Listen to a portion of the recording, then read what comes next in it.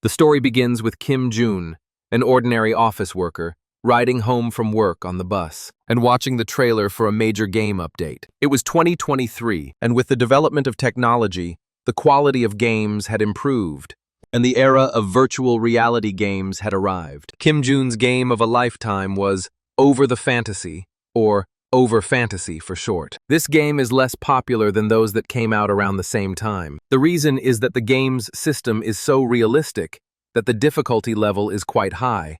And unlike other games where you can become stronger by simply spending money on donations, in this game, you only pay when you buy the game itself, and there is virtually no incentive to donate. You cannot become stronger if you don't have the skills. Meanwhile, Kim Jun had already returned to his apartment and closed the door. He took the bag off his shoulder and quickly ran to the game capsule. It was these conditions of the game that attracted the guy to it, because this game is no longer just for nerds, but for mega nerds. The guy leaned against the capsule, hugging it and saying that he wanted the work to end as soon as possible. Today, the game was getting its first major update in 3 years, and the planned update time was midnight, but it was only 7 in the evening. The guy looked at his watch and thought he needed to get ready. He pressed a button on the capsule's body, and its lid opened, revealing the chair inside. Kim Jun took off his jacket, climbed into the chair, put on his glasses, closed the lid, and a multitude of game windows flashed before his eyes. The capsule announced that iris recognition was complete and access was granted.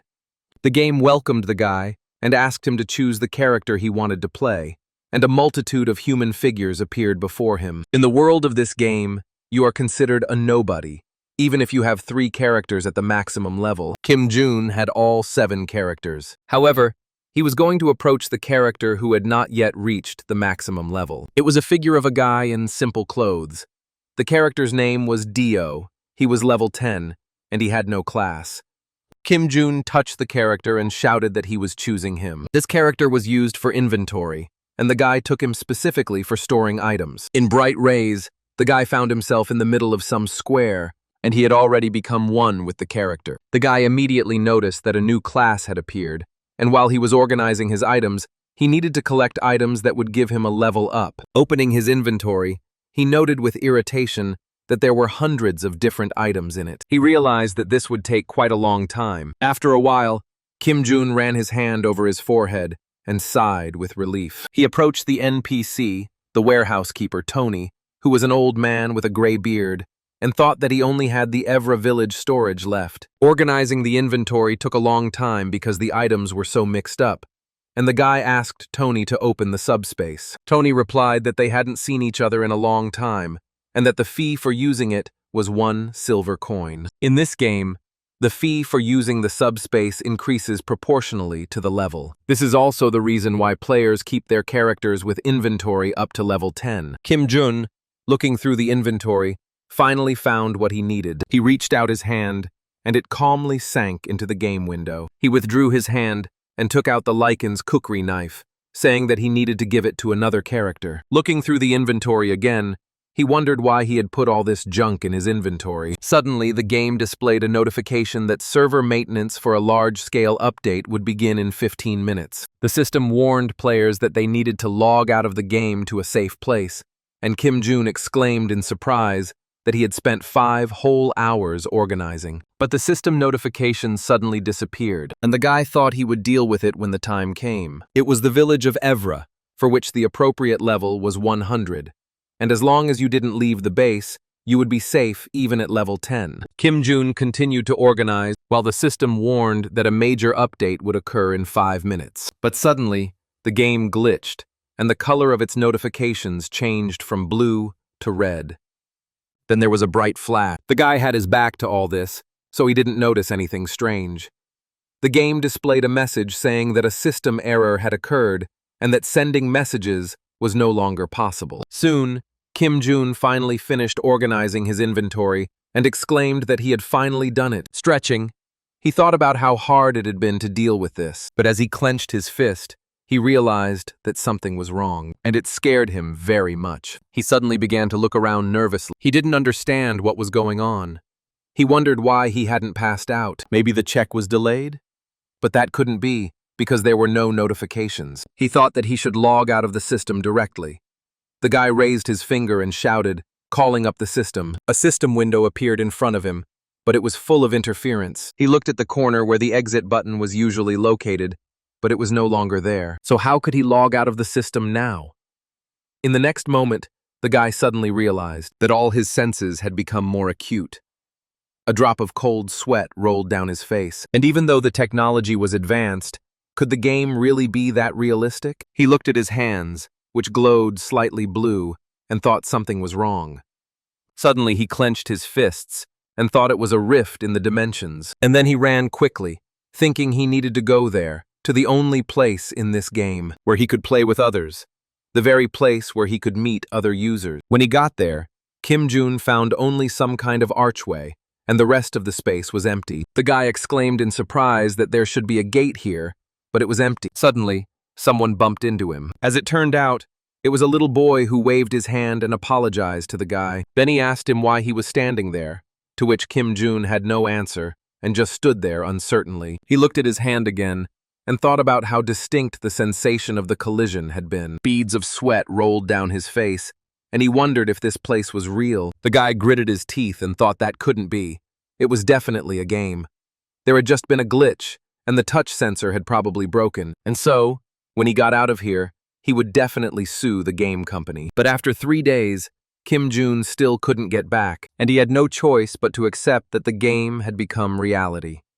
What's more, he was a character with a level 10 inventory. Meanwhile, the soldier at the training ground shouted for the others to put all their energy into it and swing their swords. Kim Jun stood aside, leaning his back against the boxes, while the soldier turned to another and exclaimed how such a weakling could protect the village. After 3 days of struggle, the guy finally accepted the fact that he was now in the game. However, he was greatly struck by the fact that among all his powerful characters, he had become the weakest and most foolish. Nevertheless, he could be glad that at least he had money. But still, the fact that he was in the game did not calm him down, and so he desperately grabbed his head, which one soldier noticed. Coming closer to him, he asked what Dio was doing here at the training ground. Kim Jun smiled weakly at the man and told him that he was just looking around. The soldier asked the guy if he wanted to train together and came closer to him, to which the guy laughed awkwardly and stepped back, refusing the offer, and thought to himself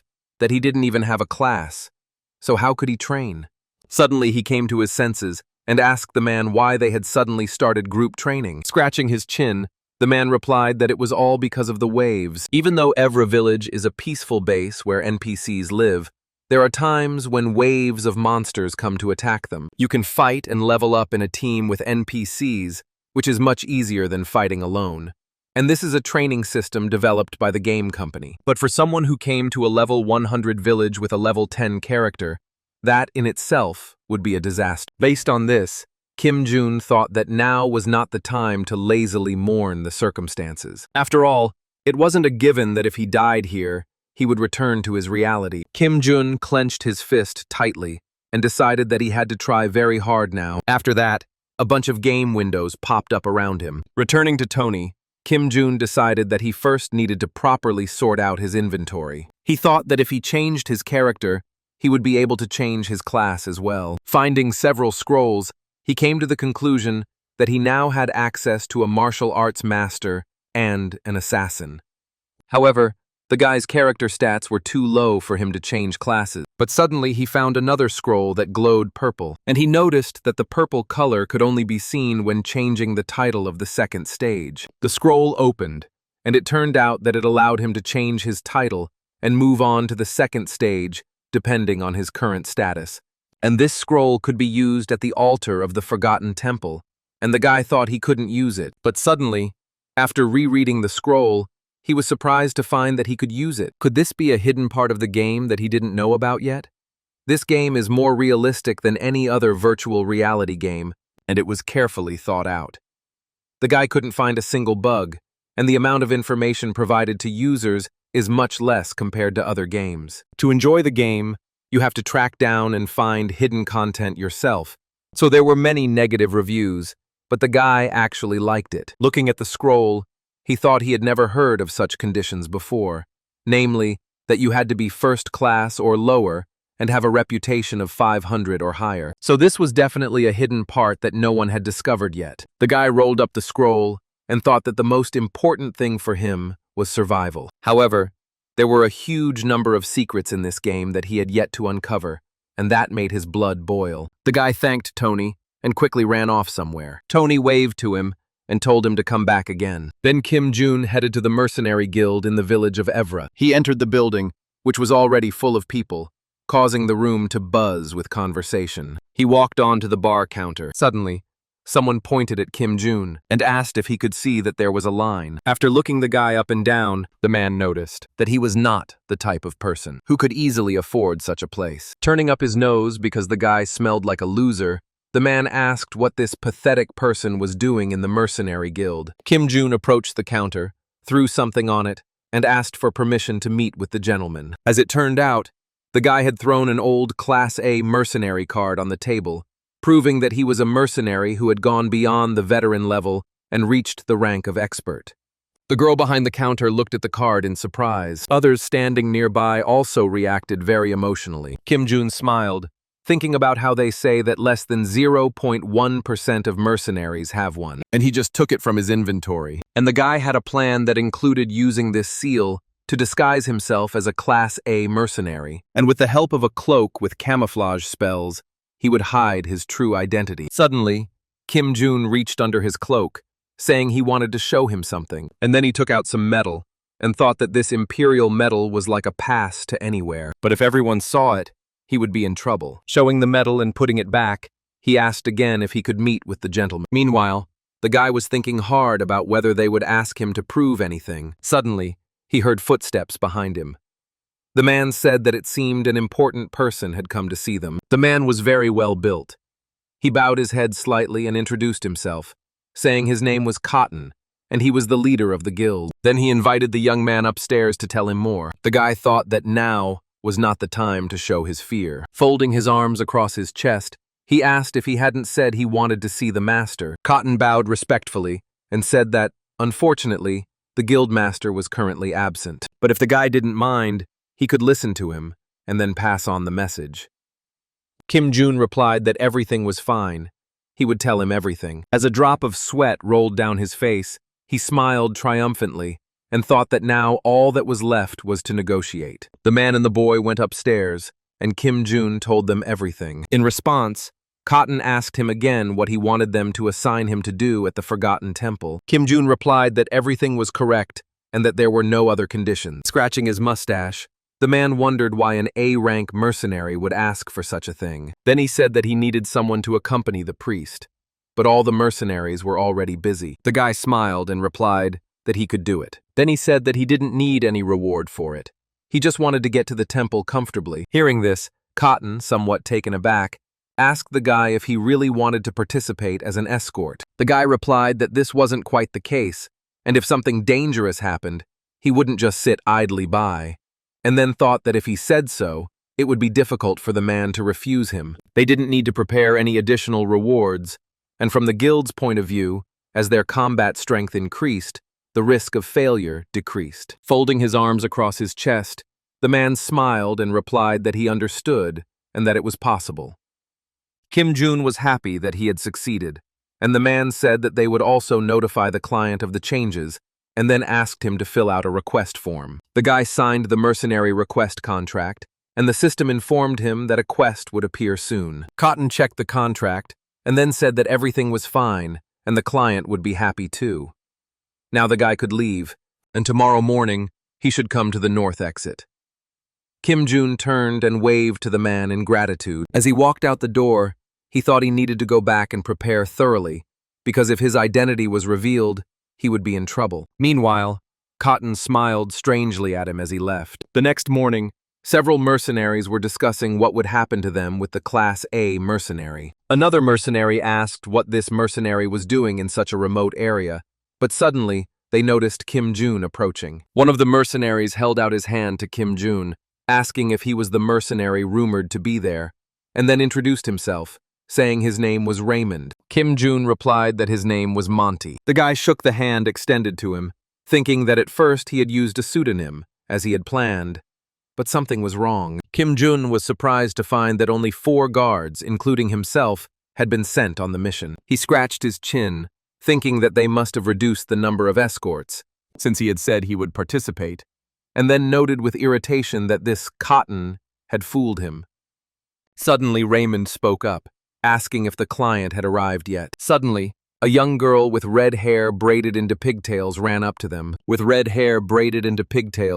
dressed in blue, and asked the men if they were her escorts. She stopped, caught her breath, and apologized for being late, and then, placing her hand on her chest, said that she had been entrusted with a mission in this temple, and that her name was Clara, and she was a priestess of the Temple of the Moon. The other mercenaries also began to introduce themselves, while Kim Jun watched them out of the corner of his eye, and he noticed that her clothes looked worn. Apparently, she had been through a lot too. Suddenly, the girl turned her head, noticing that someone was looking at her. The guy was surprised to see that she was looking at him. A question immediately popped into his head. Did he look suspicious? But perhaps she was looking at him out of curiosity, as it was rare to meet Class A mercenaries, and then they set off. The system immediately notified them that they had entered a field significantly higher than level 10. After a while, it got dark, and they set up camp and lit a fire. One of the mercenaries pointed to the map and said that tomorrow they would head to this camp, and that it was a small detour, but it was safe, so nothing would threaten them. Raymond agreed with the man and said that this was the safest route. But suddenly Kim Jun, leaning against a tree, spoke up and said that they should take the short route. After all, if they went to Camp 3, they would come across a cave there, which would allow them to quickly reach the temple. Raymond approached the young man and said that they knew the area better, and the way to Camp 3 was still unclear. Kim Jun replied that he could find a better way with his eyes closed, and that it would be much faster if they crossed the cave and went through the Danville forest. The man exclaimed that he didn't know what monsters lived in that forest. The guy thought that he himself didn't want to go there either.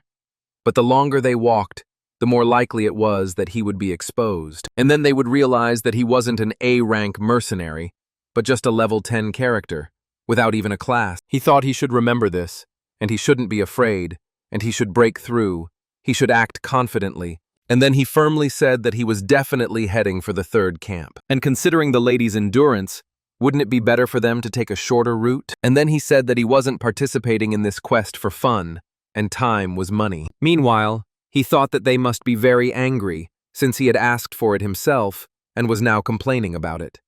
Then he asked Clara what she thought. Avoiding his gaze awkwardly, she said she would prefer to take a faster route. The other mercenaries sighed wearily.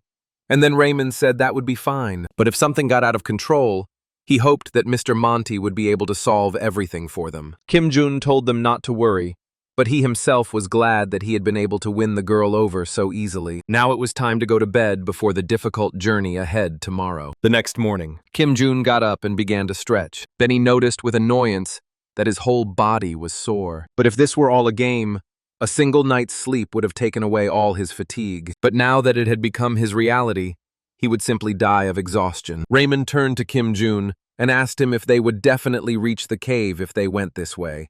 To which the boy replied that they would. If they deviated from this path, they would end up in werewolf territory, so it was better not to do so. But suddenly the man went off somewhere, which made the guy a little angry. Looking at the guy, the man asked why he should obey him. Kim Jun was at a loss for words and thought that the man was probably very upset about yesterday, but he could use this to show them who was in charge. A short time later, the mercenaries decided to stop for a short rest, but suddenly, someone let out a loud scream. It turned out to be Raymond, who was running away from a werewolf, and the system reported that he was bleeding. Kim Jun, noticing him, smiled and said that he had warned him to be careful. The other mercenaries grabbed their weapons and rushed to help their comrade, and one of them shouted at Kim Jun to help them instead of watching. The guy waved his hand and replied that he had warned them, so they should deal with it themselves. This statement angered the mercenaries, and one of them shouted that all he knew how to do was talk. Folding his arms across his chest and smiling, he told Clara to stay behind him. Then he thought that this was a great opportunity to test the strength of these mercenaries. A fierce battle began. The werewolf swung his claws, and the mercenary defended himself with his shield. Kim Jun thought that even though they were D rank, they were still above level 100, and therefore these werewolves were no match for them. And just then, the mercenary struck. Suddenly, Kim Jun glanced to the side and noticed that Raymond was being attacked by two werewolves. His gaze darted to the other side. He looked at the other werewolf and concluded that it would soon die. Suddenly, the guy pulled a small club from under his cloak, thinking that he had demonstratively called himself an A-rank mercenary, and now it was time to show his cool side. The guy slung his weapon over his shoulder and walked forward, telling the girl that he had to help them. Suddenly, something hit Raymond's arm, and Kim Jun thought that these mercenaries had enough skills to catch one or two werewolves. However, if you don't have that skill, it will be difficult to finish the game without getting injured. And as it turned out, it was he who hit the man on the arm. Kim Jun walked past the other mercenary and told him to retreat. The mercenary, confused, asked what the guy was talking about. Raymond turned around and asked the guy if he had decided to join when they had already caught everyone. And then he noted that being an A-rank mercenary wasn't that difficult back then. Kim Jun replied that it must be them, and suddenly, one of the werewolves' eyes flashed bright red, and suddenly, something in that defense changed. He became even more frightening and wild. A huge shadow loomed over Raymond, causing him to freeze in fear and ask what was going on. Meanwhile, another werewolf struck the shield of another mercenary. The blow split the shield in two, and the mercenary cried out that it was dangerous and they needed to retreat. But suddenly, the mercenary turned and looked ahead in surprise, because Kim Jun suddenly struck the werewolf on the head with a sharp movement of his arm with his weapon, and then ordered the man to step back. Meanwhile, the werewolf, stunned by the blow, stood and stared at the sky, stars swirling around his head. Then the huge carcass of the beast fell to the ground with a loud thud. The mercenaries looked at the werewolf's body in surprise, because in their eyes, the guy had defeated it with a single blow. However, this trick uses the characteristics of magical beasts. Beasts fall into a state of madness just before death, and in this state, their physical abilities increase, and a certain amount of damage is negated. And the solution the guy used against such a magical beast was to use a calming plant. The guy hit his palm with his weapon, thinking that he had applied this plant to his weapon, and that is why he managed to overcome the rage. Suddenly he stepped forward and told everyone else to back off. And since the guy remembered all the monster's habits, the 100-level difference no longer mattered much. The werewolf attacked the guy, but Kim Jun anticipated each of its blows. The first attack with its claws comes from right to left. You need to dodge the second attack. When the distance increases, you need to attack head-on. The guy jumped up when the werewolf reached for him, thinking that something like that would make the werewolf turn his back. After a blow to the head, the opponent cannot stand on his feet, and this lasts about 5 seconds. And then you can deliver absolutely any blow. Raising his arm with the weapon, Kim Jun struck the monster in the stomach with a sharp movement, and then struck the monster on the head, causing its head to fall back and blood to gush out. In the next second, the werewolf's body fell to the ground, and the guy stood on it with one foot, while blood dripped from his weapon. He smiled, thinking that by the time the werewolf came to, he would already be dead. But at least he had put on quite a show. If the werewolf had been in his normal state, he would not have been hurt, because the guy would not have hit him. While Clara was treating Raymond's arm wound on her own, Kim Jun thanked her and said that he was indebted to his employer, to which the girl replied that it was all right, because it was her job. Kim Jun asked Raymond how he was feeling. Putting his hand on his chest, he said it was his fault for choosing a dangerous path, and then apologized. Abandoning his gaze awkwardly, and placing his hand on his head, the man replied that it was okay, and that it was his fault too. The other mercenaries discussed among themselves that even though the guy had been a little rude to them, his skills were acceptable, and he wasn't so bad himself. Kim Jun was pleased to think that everything was going according to his plan, and that he had managed to earn the gratitude, respect, and trust of the mercenaries. After a while, the team reached the cave, and Raymond said that everything was as Monty had said, but he never thought there could be a cave in such a place, and therefore, as expected, they should have listened to him right away. Kim Jun replied that absolutely anyone could have acted as a guide, to which the man told him not to be modest. Raymond said that after completing the mission, he would like to have a drink and listen to stories about the guy's adventures, and another mercenary asked him to tell more details about how he received the Imperial Medal. Kim Jun thought that he didn't want them to trust him so much, and said that it wasn't time to rejoice yet, and then said that this cave was protected from monsters, so they could stay here for the night, and then suggested that the mercenaries determine the order of night duty by rock, paper, scissors. After a while, Kim Jun himself ended up losing. He sat down on a rock and thought that everything was going very well, and he had even gained the trust of the mercenaries. If anything bothered him, it was the major update to the game. He had raised 7 characters to the maximum level and knew the game by heart. But this knowledge could become useless in an instant, so you always have to think and act, even in the worst-case scenario. While everyone else was already asleep, the guy lay down on his sleeping bag and quietly said to himself that he would be fine. The next day they set off again, and on the way they encountered a wooden monster in which someone immediately made many holes. As it turned out, it was Kim Jun, and the mercenaries began to applaud the guy, while Raymond remarked admiringly that it was amazing because the Ents fell helplessly. The guy smiled and looked at them, thinking that it was all because he had used the herbal plague remedy, which he had invented while he was the owner of a max-level alchemist character. And then he thought bitterly that he would regret the experience he had before, because all his experience points would be cancelled because he hadn't changed his title. After a while, something suddenly attacked the mercenaries. However, the mercenary managed to defend himself with a shield, and Kim Jun thought that there were creatures that would attack even if they were sprayed with medicine. Suddenly, he told the mercenary that it was best to block the husky and ent stems, but not with a shield. Another time, while Raymond was swinging his sword, the guy told him that it was better to be more aggressive in fighting enemies who had status ailments. After trying it, Raymond replied admiringly that it really worked.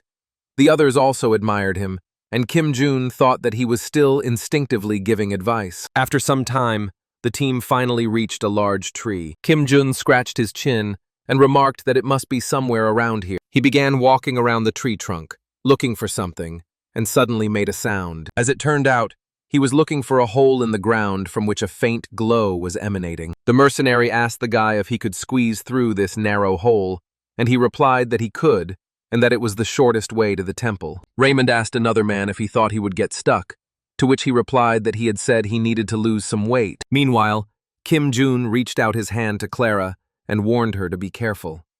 Blushing slightly, the girl put her hand in his and replied affirmatively. Kim Jun smiled and told her that they were about to fall. So she shouldn't worry, the girl asked again, but the guy didn't explain anything to her. And then they jumped into the hole and flew down, with the guy still holding the girl's hand. Sometime later, they finally landed somewhere, sitting on the floor and holding their heads.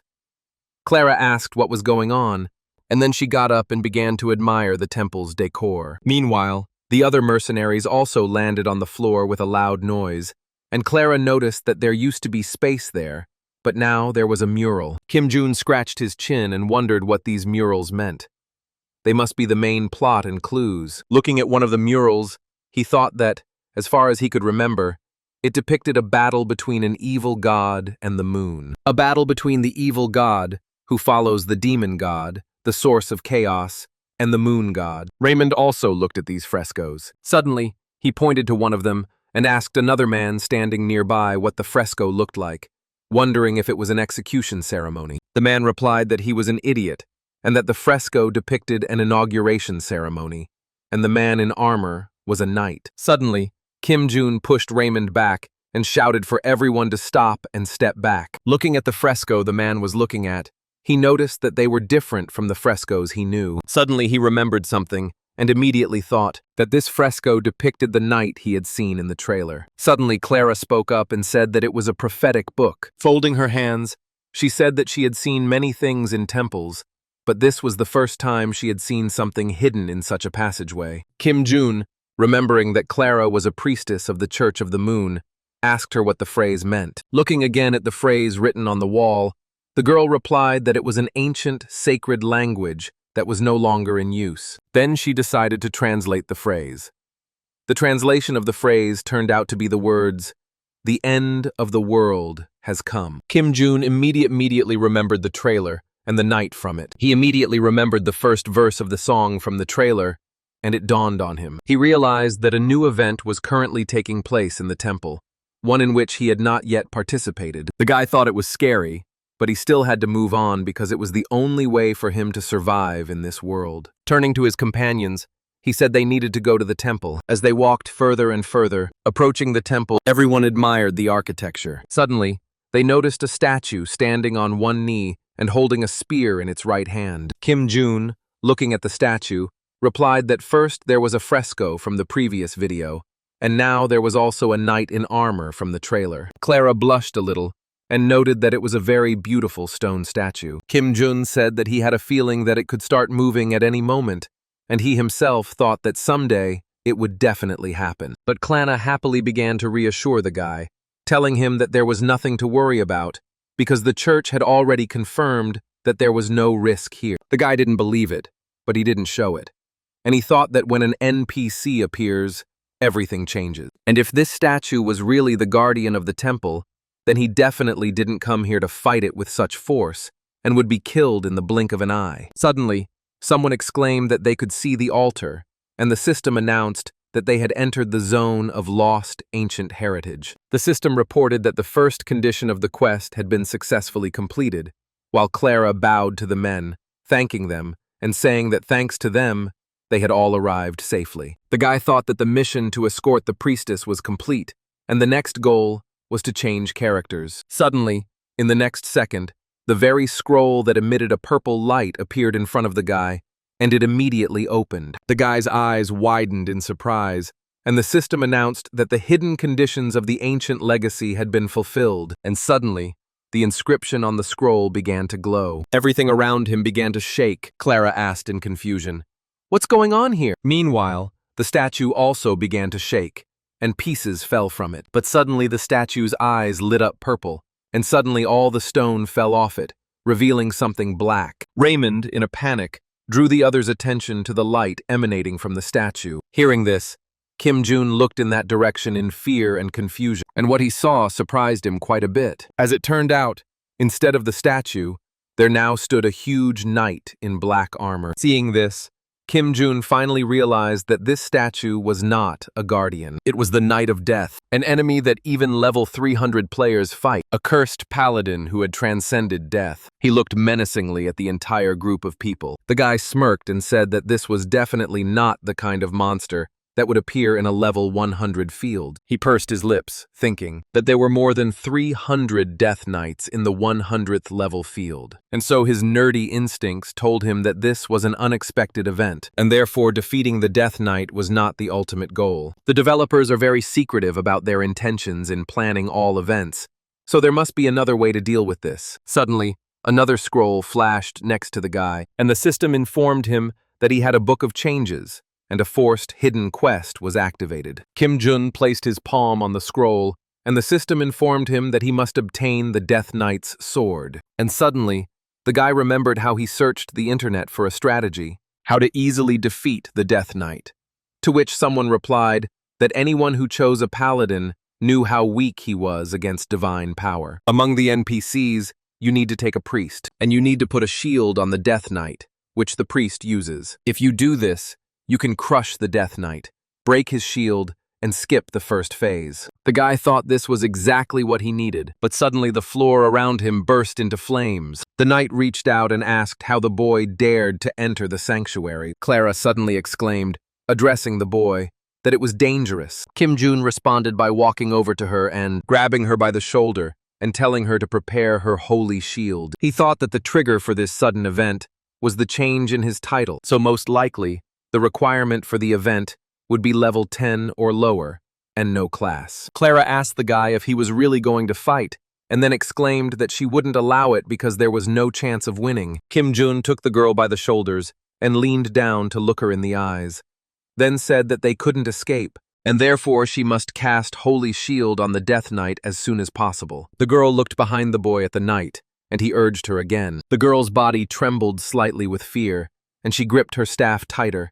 Then her staff began to glow, and she closed her eyes and cast the spell. The protection of the holy moonlight will protect us. Then she waved her hand and pointed her staff directly at the knight. Suddenly, Kim Jun placed his hand on the girl's hand, and the light emanating from the staff changed slightly. Then he exclaimed that it was time, and Clara called upon the holy shield. A multitude of chains of light surrounded the knight. A shield appeared around him as the chains bound him, and the girl exclaimed that it had worked. Kim Jun, looking at the girl, thought it was amazing that she used the shield as a rope to hold him. But suddenly the guy said it was too early to relax. After a while, the holy shield fell, and the knight's sword appeared above his head. The knight lowered his arm, and his palm glowed with a purple light. Kim Jun smiled slightly and thought that the first stage was complete, all thanks to his strategy. But now the second stage was coming, and many swords rose into the air above the knight's head. These swords suddenly fell to the floor,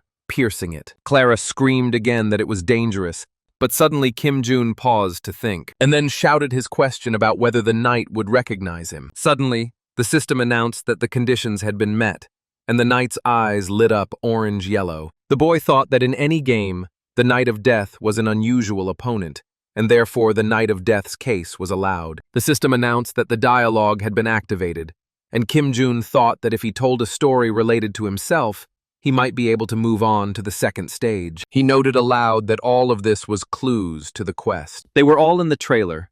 Lady Dark, the paladin in golden armor shown in the trailer. She was waiting for Pabble, who had gone for reinforcement. However, Pabble never returned, and Dark became a Death Knight, while Pabble, who did not return, turned into a wandering ghost. And this imperial medal, which can be obtained by catching the ghost, indicates that the line continues. Suddenly, Kim Jun exclaimed, calling out to the lady, with his hand outstretched, holding the medal.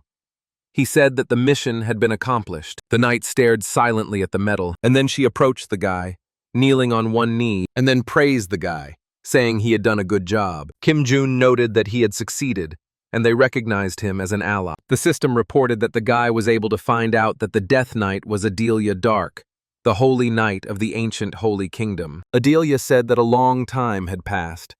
She had been defeated and lost her god. The wait had lasted forever, and many comrades had died, and she began to list their names. However, Kim Jun couldn't hear a single name, as if the noise had been added intentionally. Looking at the medal, he thought that it seemed that not all the conditions had been met. He began to think actively, trying to understand what else he might have missed. Meanwhile, the knight raised her sword in front of her, from which bright lines of light emanated, and she said that it had awakened forgotten hope. And then she swung her sword sharply. The sword landed right on the guy's shoulder, making him flinch, and he thought it resembled the inauguration ceremony depicted in the fresco. Suddenly, he remembered the words from the trailer. "You will blossom, even in war." It was like a flower. The guy dropped to one knee, thinking that all the clues were in the trailer, but something was missing. Based on the lyrics of the song, could it be that Dark was waiting not only for factions and reinforcements, but also for the one she loved? He thought that the event had already been set in motion, which meant that he now had a clue, and therefore, he had to figure out if there was anything here related to the person she was waiting for. He suddenly remembered that he had a map of the A-rank mercenary, and it was from the Tanto Temple, which was connected to the ancient royal family. And it's no coincidence that as existing items found new uses. And he had already told Tima aloud that, although she was cursed to become a Death Knight, someone else was waiting in the body of the undead. Then he held out his hand with the card and asked her if it belonged to her. Suddenly, Dark shuddered and took a step back. Her sword fell from her hands. The system announced that Adelia's wait had been fulfilled, and she had earned the right to walk the path of truth. And suddenly, the armor on her body began to crack, exposing her skin.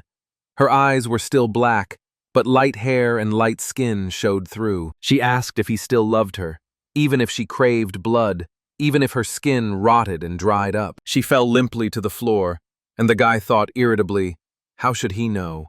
Dark said that Kim Jun saved her between light and darkness.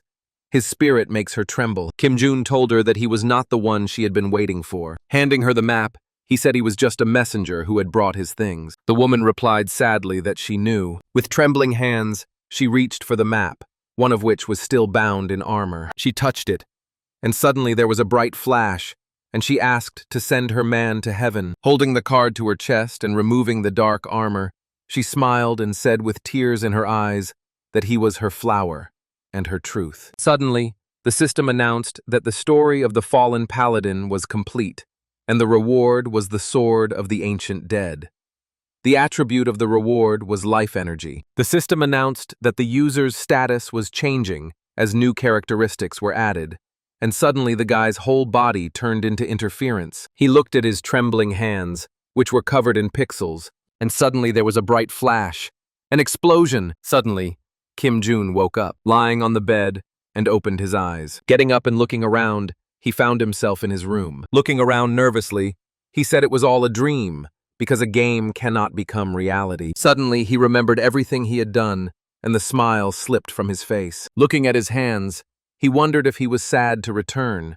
But suddenly, he woke up again by someone's loud scream. As it turned out, it was Clara, who later asked how the guy was feeling. Clutching his head, the guy realized that it wasn't a dream after all, and the girl shouted to the others that Monty had woken up. The mercenaries immediately ran to the tent where the guy was. Some fell to their knees in front of him, but they were all very worried about him, and now they were glad that he had woken up. Kim Jun thought irritably that these guys had run away as soon as the night of death appeared, but he just said that he was fine. The mercenaries left the tent, allowing the boy to rest alone. Suddenly, an icon with a new sword appeared above the boy's head, and he said that it was the first time he had seen a detailed item. And why does he have such special restrictions? Sitting on the ground, he thought that this was to be expected, but there were too many of them. He could only figure out that the core of this update was the ancient Holy Kingdom.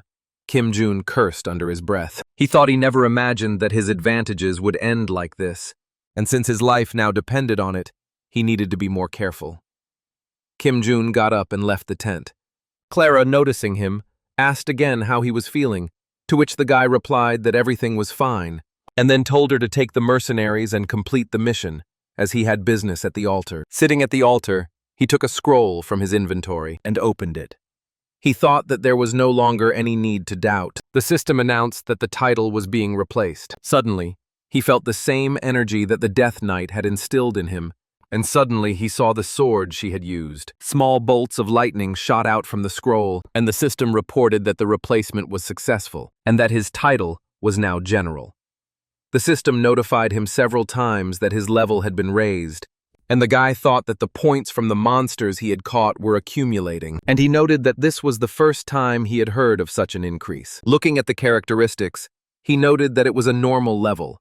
So had he set his expectations too high? Clara told the guy that they had completed the mission, so they needed to return to the village. Suddenly, she asked him if everything was okay. Kim Jun looked at her, smiled slightly, and said that everything was fine.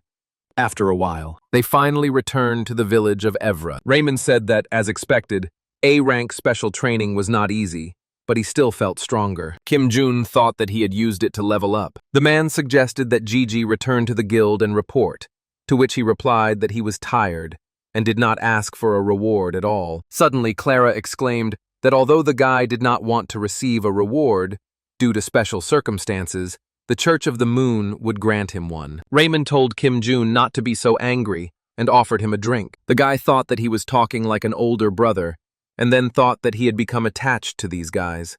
But now he had more important things to do. Then he turned around, waved his hand, and said he had urgent business to attend to, thinking to himself that it was better to stay away since he had lied about his identity. The mercenaries watched him leave with disappointment and sadness. When he reached his room, Kim Jun was finally able to take off his hood, and then told himself that now he needed to prepare seriously. The reason he had taken such a risk and measured the title was because of the wave of monsters. Kim Jun called up the status window, and a blue game window appeared in front of him. In this window, he noticed the class Forgotten Swordsman, and noted that, as expected, he was seeing it for the first time. He thought it might be related to the Death Knight and Adelia Darkness, because the red energy he received from the Death Knight was the key to the change. He thought he needed to calm down, because this wasn't the first time he had leveled up a character without knowing anything about it. But then he suddenly came to his senses.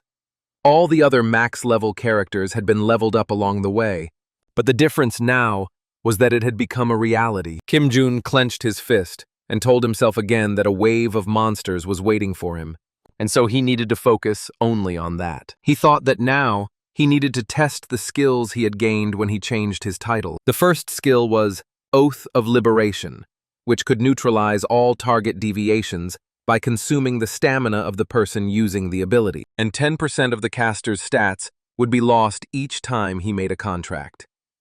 Kim Jun wondered if this was too risky. Wasn't it a good skill for destroying stats? And if the subject was stronger than him, the skill wouldn't work. And if he was weaker, it would be useless. The next skill was chop. Kim Jun asked in shock if it was just a normal strike. However, it was also a skill, so he decided to try it.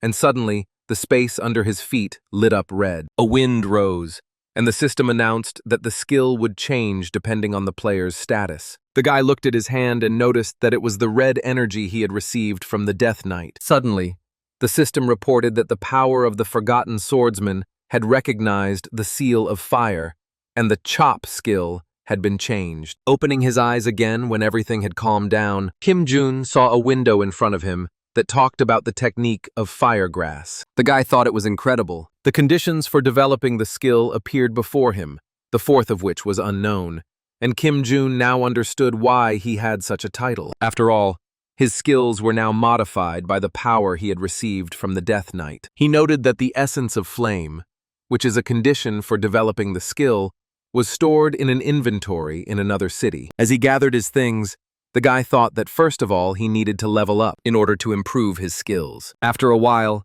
he reached the place, where he began killing level 83 armored turtles. He remembered that these monsters were large but slow. He just had to dodge them. Suddenly, the turtle struck with its large paw, but the guy dodged, and struck with his sword, thinking that if he dodged and aimed at its weak spots, the difference in levels would be easy to overcome. Kim Jun was already level 36. After killing the turtle, he noted that it was not in vain that he had upgraded his sword to the maximum level. However, if he had a better sword instead of this basic one, he could have done it faster, but he couldn't use the weapons he had in his inventory because they didn't match his level. Thinking that he still had a lot of work to do, he continued to kill turtles, increasing his skill level. He had to keep going, because who else but him? After a while, the guy's skill level reached 38.4 out of 100. After some time, Kim Jun finally reached level 50 and leaned tiredly on his sword. There were many dead turtles around him, and the boy fell to his knees on the ground. His face looked tired, and he thought he was on the verge of breaking down. But now he just needed to pick up the items, and that was it. Meanwhile, there were 5.5 hours left until the wave of monsters, and the knights in the city were busy preparing for this wave of monsters. The monsters were getting closer and closer to the city walls. Noticing them, the archers were ordered to stand ready and then shoot. And then a multitude of arrows began to fly at the monsters from above. These arrows hit the monsters, piercing their body. The knights were ordered to use their shield, and they held them up in front of them. A fierce battle began. The commander shouted that the third row was disorganized and ordered it to be corrected. He ordered the spearmen to remain in formation. Suddenly, someone rushed past him, and then that someone slashed the monster with his sword with a sharp movement of his arm. The knight noticed this person but did not recognize him. He saw his strange red robe, and then the protagonist turned to face him, and the knight joyfully exclaimed that it was the mercenary Monty. The knight shook his hand, thanked him, and said that it seemed the guy had gained some fame. Suddenly the knight noticed that the guy looked familiar, which made him start.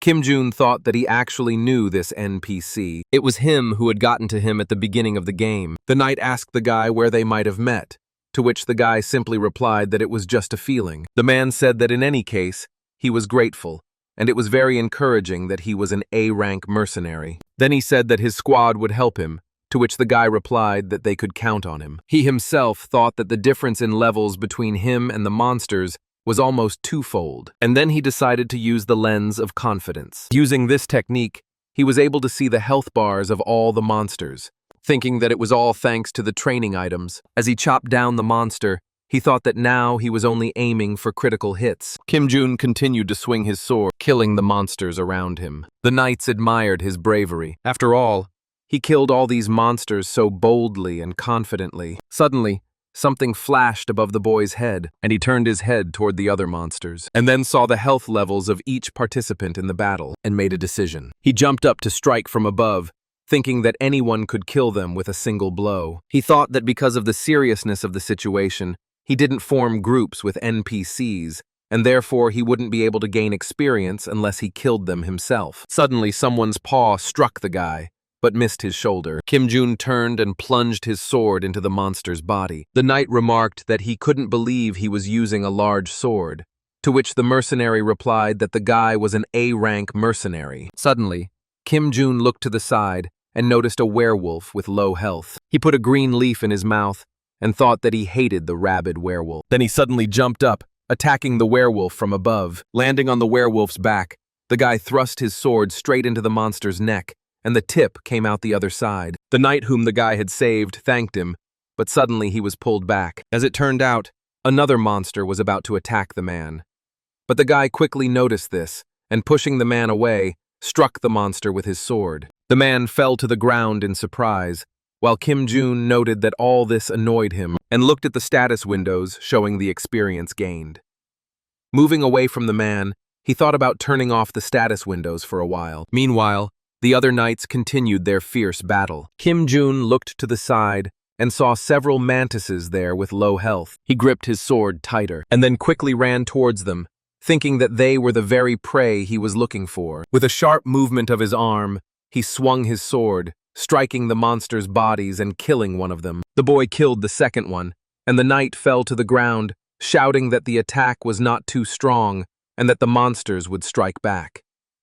Moving nimbly, Kim Jun replied that this would not be the case, and then he struck the third monster, killing it. The knight asked the boy why he was attacking like that. Then Kim Jun swung his sword around him, killing another monster. Then he plunged his sword into the last, fifth monster, and immediately a smile appeared on his face. Then suddenly, there was an explosion. The knights stared in surprise, not expecting the guy to use magic. They asked in surprise if this guy was a magic swordsman. The monsters were blown to pieces by the explosion, and the knights exclaimed that it seemed the rumor that he had received an imperial medal was true. A while ago, Kim Jun sat down on the ground, exhausted, and noted that he had finally reached level 100 and now had a new skill.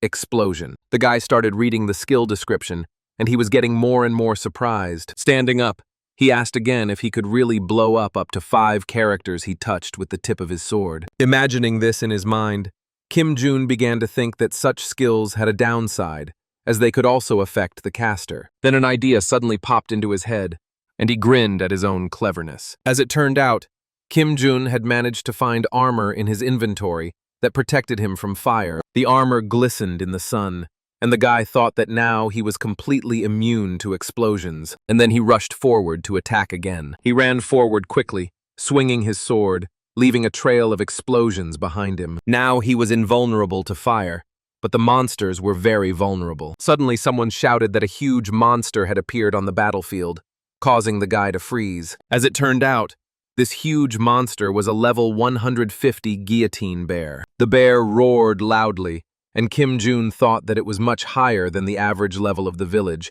so it would be better to leave it to the guard troops and avoid the mercenaries. But suddenly, the knights exclaimed that they should leave this monster for Monty. The guy awkwardly said that such special treatment was unacceptable, and then he stepped forward and stood in front of the monster, saying that he was going to catch it anyway. The bear quickly rushed forward, raising its paw to strike. Reaching the guy, it struck with its huge paw where the guy had been standing, but he managed to dodge by jumping away. Then Kim Jun swung his sword, cutting the beast's face, causing blood to spurt in all directions. Suddenly, the monster froze, and Kim Jun thought that it might seem as if this monster was attacking recklessly, but it also had its habits. Then the bear lunged at the guy again, but he dodged again, noting that since the skin was thick, the damage from the explosion was minor. Kim Jun began to run away from the monster, thinking that in order to prepare for this, he focused on agility. Suddenly, he turned sharply and ran forward again while the bear pursued him,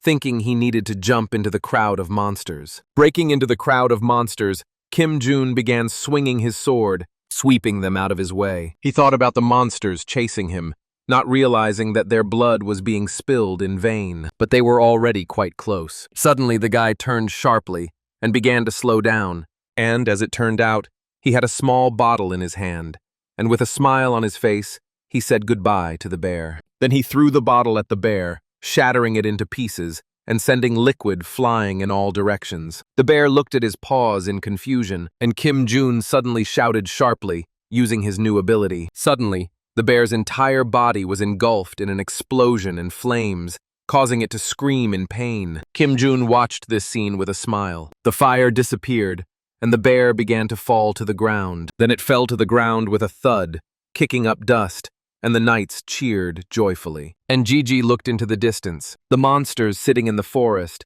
hiding from human eyes, were very frightened. Gigi drew his sword again, realizing that he was not done yet. Then Kim Jun pushed off the ground and jumped high into the air again, throwing himself at the crowd of monsters, and he exclaimed that art is an explosion. After a while, a carriage slowly drove down the road, and Gigi was riding in it. Suddenly, someone stopped the wagon and said there would be a brief inspection. The man walked on, looking into the wagon, and it seemed he recognized someone. He saw Kim Jun lying in the wagon, sprawled out on the hay. The man said happily that he had heard about his activities in the village of Evra, and then asked him if he was going to River North. Then the man said that it was an honor to meet him, and that he looked forward to seeing him again. Kim Jun waved awkwardly and laughed. The wheel of the cart touched the ground, and the system announced that they had entered the Paramount Plane. Sitting in the carriage, Kim Jun thought that it seemed like just yesterday he had no idea how to survive as a level 10 character, and now he had already reached level 80. He called up the skill development window again and thought that choosing explosion had been the right decision. He thought that now he was heading to the North River storage facility for the essence of flame. There, he would be able to add items to his inventory upon reaching level 109. Scratching his chin, he wondered what else he needed to do. Then he turned to the driver and asked if he could ask a question, to which the man replied that he could ask anything. The guy asked if there was any news from the Empire. The man thought for a moment and grunted. Then he began to tell him that about 10 days ago, a group of bandits had raised an uprising, and the third prince was also recruiting troops. Kim Jun thought he remembered completing this quest with another character, and that he might have established a relationship with the third prince of the Empire. The driver said that where they were going, the number of missing persons was increasing, and the Lord was having a hard time. Kim Jun took out a silver coin and thought that it seemed like the plans had gone a little awry. He thanked the man for the information and gave him the coin, and then asked if he could give him a ride somewhere. And now, they were almost there. Kim Jun got out of the carriage and took off his hood, noting that it bothered him to have to hide his identity, and then he began to gaze into the distance at some plain. Kim Jun thought that this place reminded him of some hidden quest, and he thought of the cave he had reached,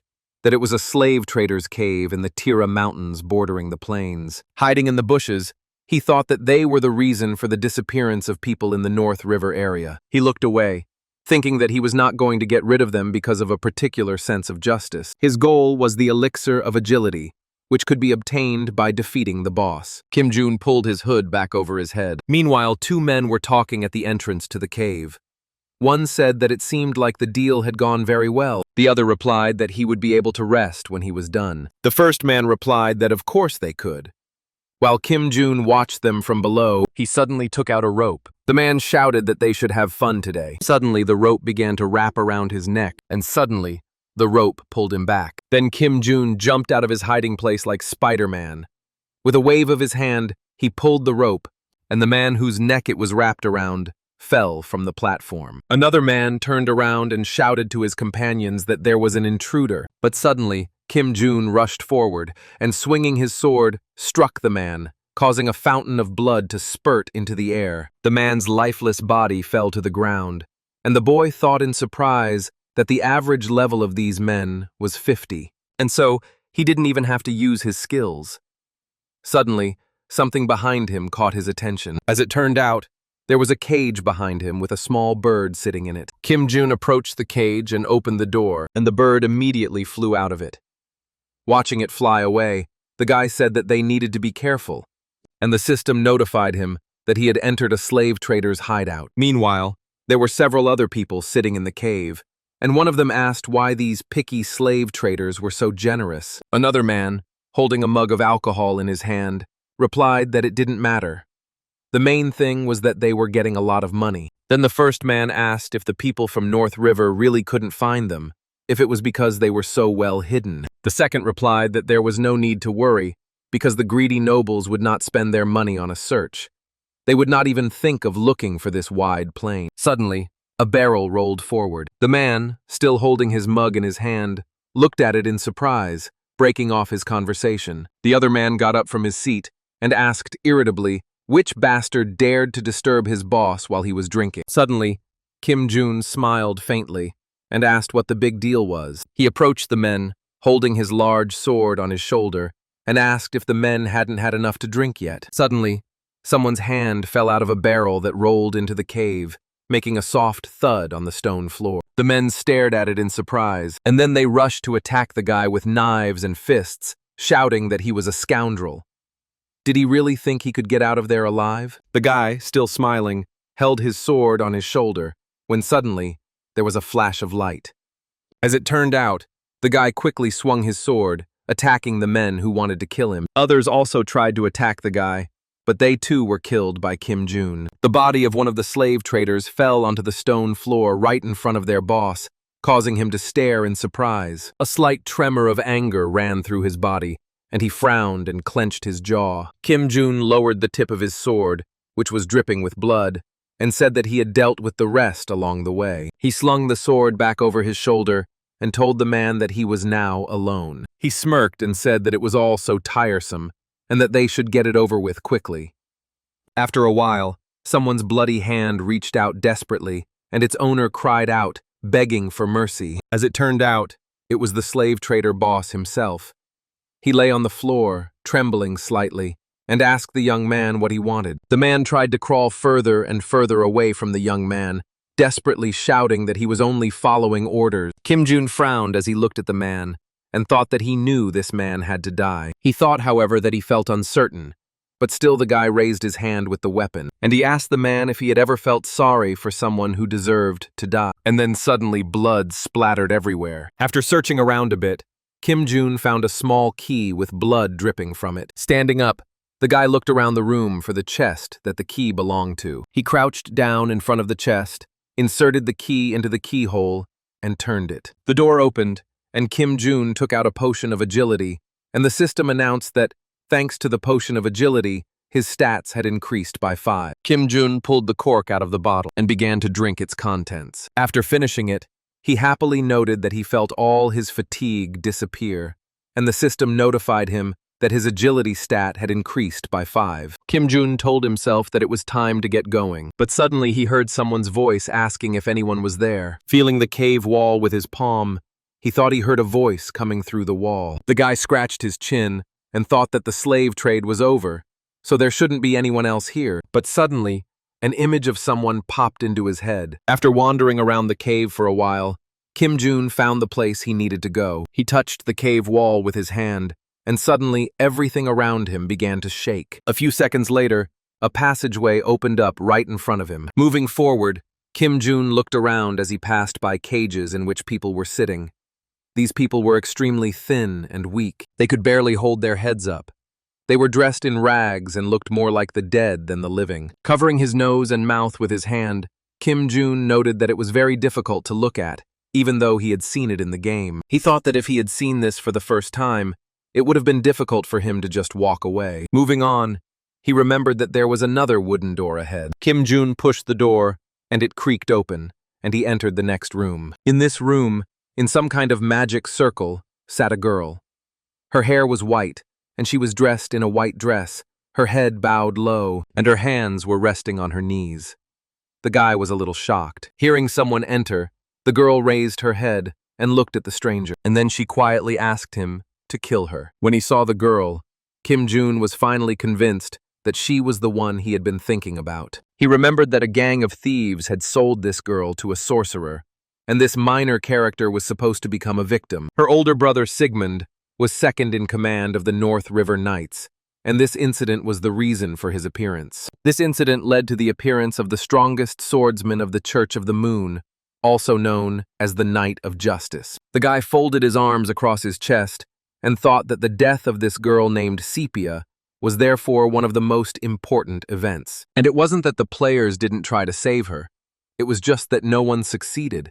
No potion helped her break free, because there is a status ailment called the Mark of Death. Taking his sword in his hands, Kim Jun thought that this girl was considered a character whose death was inevitable. Sepia repeated her request once more. Kim Jun looked at her, frowning slightly, and thought that this was his chance. Kim Jun called up the system windows, which informed him that his skill, Oath of Liberation, made a pact of liberation, and if the target accepted the oath, all of their deviations would be neutralized, and the caster's stamina would be spent. After that, the target would become dependent on the caster, and 10% of his stats would be spent with each pact. Kim Jun's gaze lingered on the words that all deviations in the target's status were neutralized.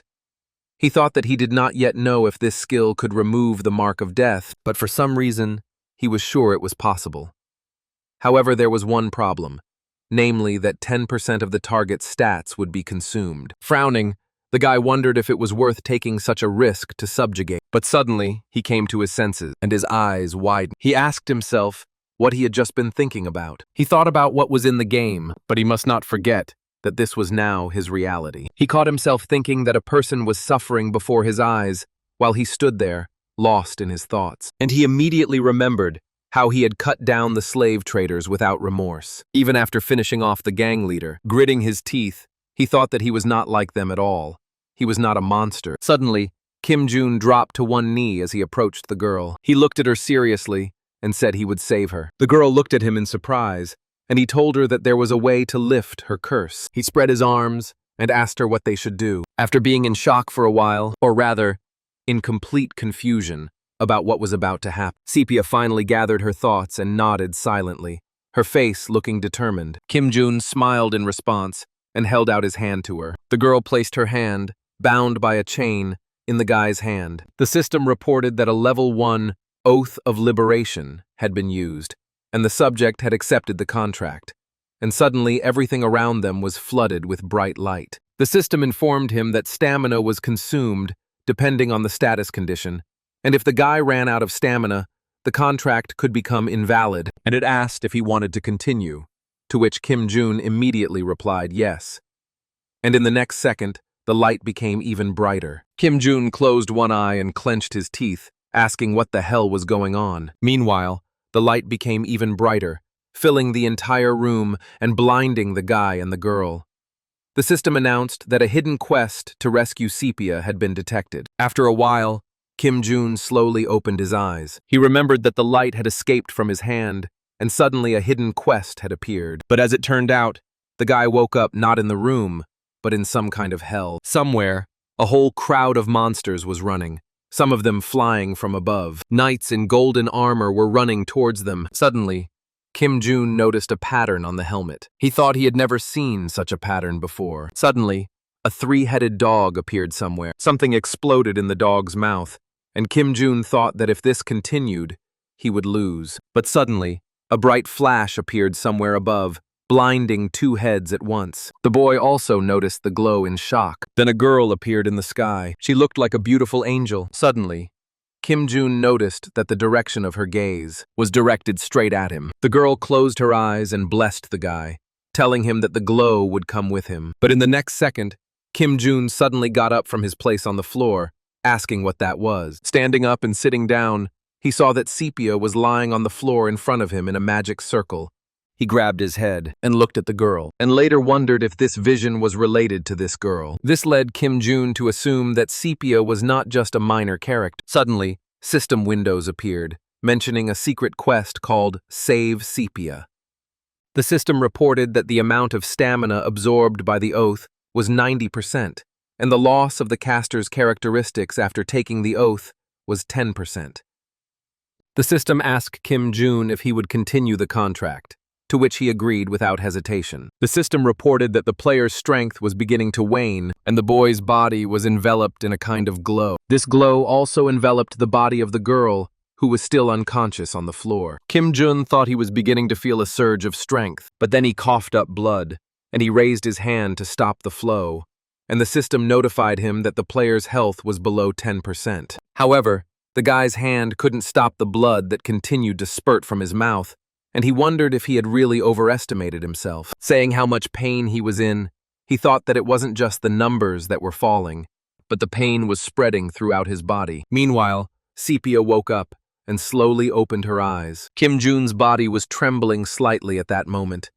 He raised his hand to wipe away the blood and noticed that the pain was disappearing and that this red energy was so warm and gentle. As it turned out, it was Sepia's doing, who had fallen unconscious again, and the guy wondered why she was doing this for him. A drop of blood ran down the guy's chin as he pressed his hand to his chest, and the system notified him that he had successfully completed the secret quest by saving Sepia, and that his Oath of Liberation skill had been upgraded to level 2. Slowly getting to his feet, the guy said how terribly painful it was, and there was a pool of blood on the floor in front of his feet. Then he took the girl and threw her arm over his shoulder, and grabbing her by the waist, he began to leave the room, saying that he needed to take her to a safe place. The girl, still unconscious, was dreaming. Turning around, she noticed the guy, and she asked him if he was her brother. The silhouette did not answer, but simply held out his hand silently. The girl looked at the guy and thought that he was not her brother, because her brother had silver hair. However, she was not afraid of him at all. Quite the contrary. Suddenly, Sepia opened her eyes and sat up abruptly, touching her head with her hand. She noticed that her head was now clear, and she felt no pain at all. When was the last time she felt this good? Looking ahead, she saw Kim Jun lying on his side, with several empty glass bottles in front of him and traces of blood on the ground. Slowly crawling toward him, she wondered why this man had risked himself to save her. Maybe her brother had sent him. She looked closely at his face and noted that the guy didn't look like a knight from North River. Besides, his sword was completely clean, so he was clearly not sent by her brother. Then Kim Jun slowly opened his eyes. The girl, who was very close to him, widened her eyes in surprise. Her face flushed red, and she immediately jumped back. Kim Jun sat up with an impassive expression and thought to himself in surprise that he had somehow managed to doze off. After a while, having regained his composure, Kim Jun reached out his hand to the girl and introduced himself with a smile, saying his name was Dia. Sepia looked away, weakly reached out her hand in response, introduced herself, and then thanked him for saving her. Looking at the guy, she decided to ask if he had come here at her brother's request. Kim Jun paused for a moment without answering the question, thinking to himself that there was no information about Sepia because she was a character who simply disappeared from the game. All he knew about her was that she was a victim and Sigmund's younger sister. He thought that even if he pretended to know Sepia or Sigmund, it would only make things more confusing. And so, after a long silence, he asked her who her brother was. The girl looked away, embarrassed, her cheeks still red, and quietly asked him why he had saved her. Kim Jun swallowed nervously and thought about the question the girl wanted to ask, namely, why he risked his life to save someone he had never seen before. And then he decided it was better to remain silent. But Kim Jun couldn't keep quiet and said he wanted to hear words of gratitude. After a while, they were still sitting in their little camp by the fire, and Kim Jun thought it was all strange. What was strange was that they had already talked a little, but it turned out that the girl didn't remember anything. He thought about how Sepia had signed a contract with him and submitted to him, and therefore she would have many restrictions for a long time. Then he looked at the system window and saw that she had characteristics of submission, obedience, solidarity, and destruction. He thought that obedience meant suffering when disobeying orders, solidarity meant suffering when going beyond a certain distance, and destruction meant death when breaking an oath. His face warmed a little, but then he smiled crookedly, thinking that the restrictions were much stricter than he had thought. However, if they had not taken this oath, the girl would have died a painful death, and so the boy thought that he should not blame himself for her being under his control. He decided that he needed to explain everything to her quickly so that she wouldn't worry, and then he asked the girl again about her brother Sigmund being a knight, and then announced that he had then accompanied her to North River. Sepia looked away and wanted to say something, but couldn't bring herself to do so, which made the guy think that she still didn't trust him. He frowned slightly, noting that to her, he still looked like an ordinary slave trader, and then he suddenly held out his hand to her and told her to take it. The girl was a little taken aback by this request, and then Kim Jun said it was an order, and both his and the girl's eyes lit up with a yellow glow, and Sepia, without hesitation, quickly took the guy's hand in both of her hands. After recovering from the spell's effect, she asked in confusion what it was and why. Kim Jun pulled his hand away and then told her that they were now bound by an oath, and that she was his subordinate. The girl pressed her hand to her chest, and the guy continued, saying that a subordinate suffers if they do not obey orders, and that it was not up to him personally, because they had made this oath to each other. He said he had to do it to save her, and that's how it would be from now on, even if she was against it. Kim Jun finished speaking, frowned, and looked at the ground, thinking that the girl probably wouldn't want to follow an unknown stranger, and even if she reunited with her brother, she would have to leave him again to go with her new master. But to the guy's surprise, the system reported that Sepia's trust had increased by 3 points, and the girl said that she already owed him her life, so she was ready to follow him. With a smile on his face, Kim Jun noted that he was glad she understood and accepted everything so quickly, and then they decided to go to North River as soon as possible. Meanwhile, the man asked his trembling subordinate, who was lying bent over on the floor and trembling, if the victim had really disappeared. The subordinate raised his head and replied that when he arrived there, all the gangsters were already dead. In response, the man raised his hand sharply, causing the chains to wrap around the other man's body. The irritated man asked if he knew how important it was to keep an eye on the victim, and with that, the chains tightened around his subordinate's body, causing blood to gush from his mouth. The man thought that at first the girl had been captured only to deal with the annoying Sigmund, but she turned out to be an archmage, which immediately changed their intentions towards her, and if they let her go, the number of victims would increase from 3 to 7. In a rage, the man raised his weapon, ready to strike. After a while, another man in a cassock ran into the hall and exclaimed that they had found the place of sacrifice, which meant that they were not far from the cave. A man named Victor strode forward confidently and told them to follow him, saying that he would wring the neck of the bastard who had taken their victim with his own hands. Meanwhile, the sun was already set and Kim Jun sat down on a rock and began to think that Sepia's health had not yet fully recovered, which was why she was moving slowly. The guy had a bad feeling that they needed to get out of this place as soon as possible. As it turned out, Sepia called out to the guy, and upon hearing this, Kim Jun flinched and snapped out of his thoughts. The girl said that he had told her he was a wandering mercenary, and then she bombarded him with questions about where he got such power, because she had never heard of such a curse being lifted, and she knew that not everyone could take the oath. Kim Jun thought she was asking questions just to gather strength, and he replied incoherently, saying that he had received this power in some temple. However, Sepia didn't really believe it, and the system reported that her trust had decreased by 1 point. Noticing this, Kim Jun thought with annoyance that he had just raised her trust level to the maximum. He told her to tell him how she had been captured. The girl, without looking at the guy, asked him if it was an order. Kim Jun threw up his hands and exclaimed that of course it wasn't. He said she didn't have to tell him if she didn't want to. Sepia raised her hand to her face, hiding a smile, and thought that maybe this guy wasn't as bad as she thought, and her trust increased by 1 point. Then she said she had nothing to hide from the man who had saved her, but suddenly, Kim Jun grabbed her wrist and pulled her toward him.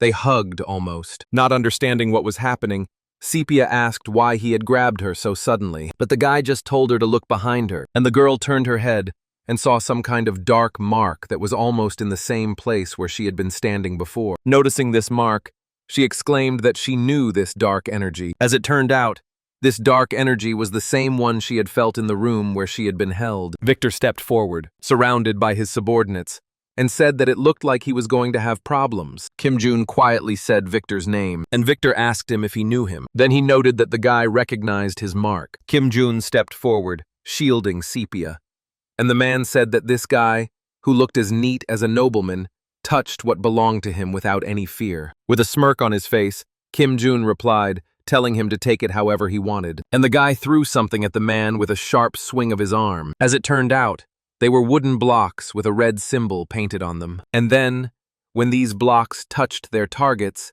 they exploded. Kim Jun smiled and noted that Victor also had such power. As it turned out, these explosions had no effect on the man. He asked the young man if it was funny. Kim Jun thought that the man did not have any serious injuries after all. He was a 3rd circle wizard. However, Victor had not yet reached the 5th circle by placing Sepia on the altar as a sacrifice. And the 3rd circle was equal in power to his 81st level. And so the guy thought he could win, but in the meantime, something was flying at him. Tilting his head slightly to the side, Kim Jun managed to dodge the swift attack. Then he rushed forward with the sword that was resting on his shoulder. Victor's subordinate, who was casting spells, noted with irritation that the guy was faster than he thought. But in the next second, Kim Jun was face to face with the man. Then, with a sharp movement of his arm, he swung his sword, striking the man in the chest, causing blood to gush out. Another subordinate responded by folding his hands to cast a protective spell. But that didn't stop the guy, and he struck the shield. As it turned out, the spellcaster's shield cracked from the blow, and Kim Jun's sword went further, cutting through the man's chest. Victor's other subordinates cried out that they needed to protect their boss until the magic circle was complete. But Kim Jun threw his wooden blocks again, causing explosions to thunder near the men. Jumping up to attack other opponents, the guy noticed that there were 3 more ahead of him. He swung his sword again, cutting deep into the chest of one of them, noting that there were still 2 left. He swung his arm sharply to the side, cutting another man's body in 2, and noting that there was 1 left. Meanwhile, Victor raised his hand, and a glowing sphere appeared around it.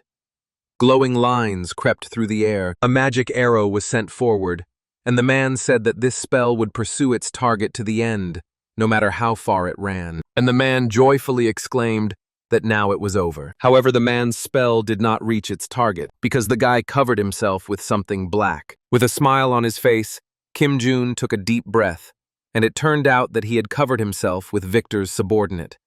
He remarked mockingly that, fortunately, the blow had not hit him. Then he said that the sorcerer's ability to aim would hit him. Victor cried out in annoyance, and flashes of light appeared from his body, filling the space around him. With a smile on his face, Kim Jun decided to use the explosion again and said how stupid it was, asking if he could hit him with a flash. Then, with a sharp movement, he threw something engulfed in flames at the man, and noted that since it was only the 3rd circle, the spell worked slowly. Victor responded irritably, saying that if he had Sepia, he would have already reached the 7th circle. Kim Jun frowned and said that the man's limit was only 5 circles, no more. This angered Victor even more, and he began to conjure some kind of glowing sphere at his chest. Kim Jun jumped up again, with his sword in his hand, to attack the man, and he decided to hit him with an explosion again. The explosion reached the man's body, and a bright flash appeared in front of the guy. The man's entire body was immediately engulfed in flames. Landing on the ground,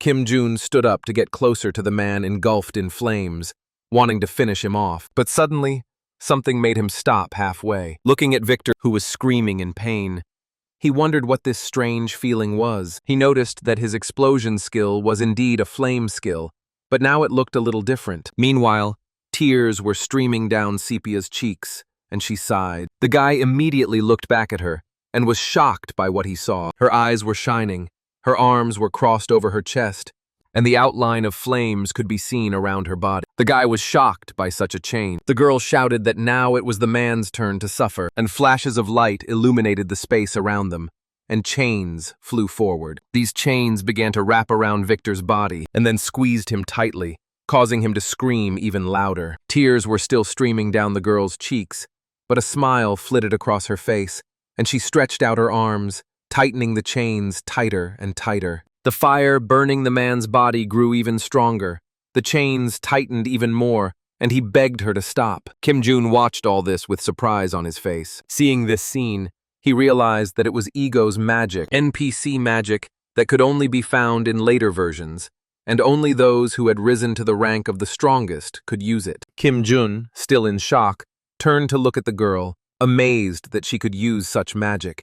But suddenly the girl's eyes closed, her face relaxed, and she began to fall to the ground, losing consciousness. However, Kim Jun managed to run up and catch her. Pulling her closer, he thought he was wrong, thinking that she couldn't control her abilities yet, because she had done perfectly well. Meanwhile, somewhere else, the door to the office suddenly swung open, and someone turned to the vice captain and said they had found a clue. As it turned out, this vice captain was Sigmund, the youngest deputy commander of the Northern River. His subordinate reported that he had noticed a trail on the border in the Tyr Mountains, and continued by saying that it seemed that slave traders were involved in the case, which made the young man's face darken. He clenched his fist tightly, shouting, "How dare those bastards!" Then he waved his hand sharply, ordering his subordinate that they must find them immediately. When his subordinate left, the guy was alone in the room. and he sadly said his sister's name. After a while, Sepia had recovered, and they continued on their way, and she looked back and asked the guy if this was the right way. Turning around, he replied that of course it was.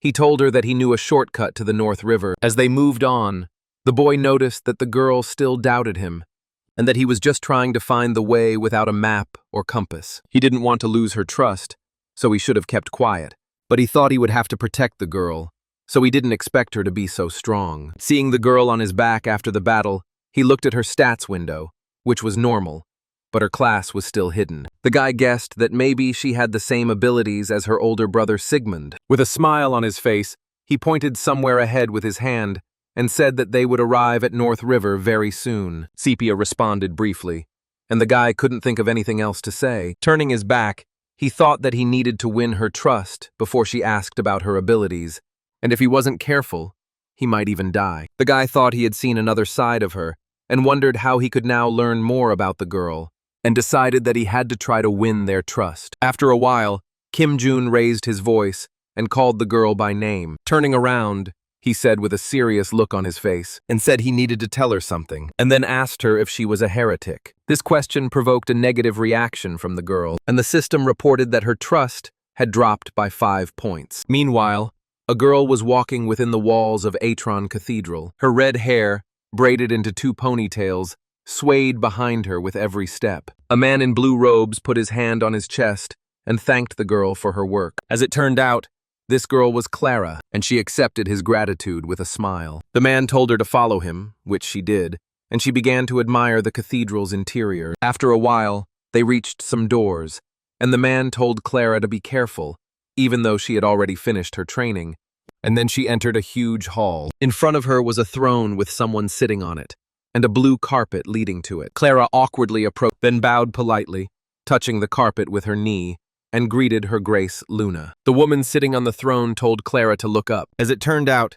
Saint Kalinaya Luna was sitting on the throne, and she thanked the girl for her work. Clara looked at her in surprise, still bowing. Saint Luna tapped her finger lightly on the armrests of the throne and said that the girl must already know why she had called her here. Then she said that she had heard that the girl had visited the Forgotten Temple, to which Clara replied openly that this was true. And then the woman told her to tell her everything. She asked her to tell her everything she had seen and heard. After a while, Clara told her about the death of the Knight of Death, and then she returned to the village. After these words, the woman interrupted the girl's story, saying that she could stop there. Then she said that Clara had done a good job and had been very helpful to the order. Therefore, the diocese would provide appropriate compensation, and the blessing of the moon would continue to light her way. Clara joyfully thanked the woman, and then immediately left the room. Saint Moon tapped her fingers on the armrests of the throne again, lost in thought. Frowning, she turned her head slightly and called someone named Paul. Immediately,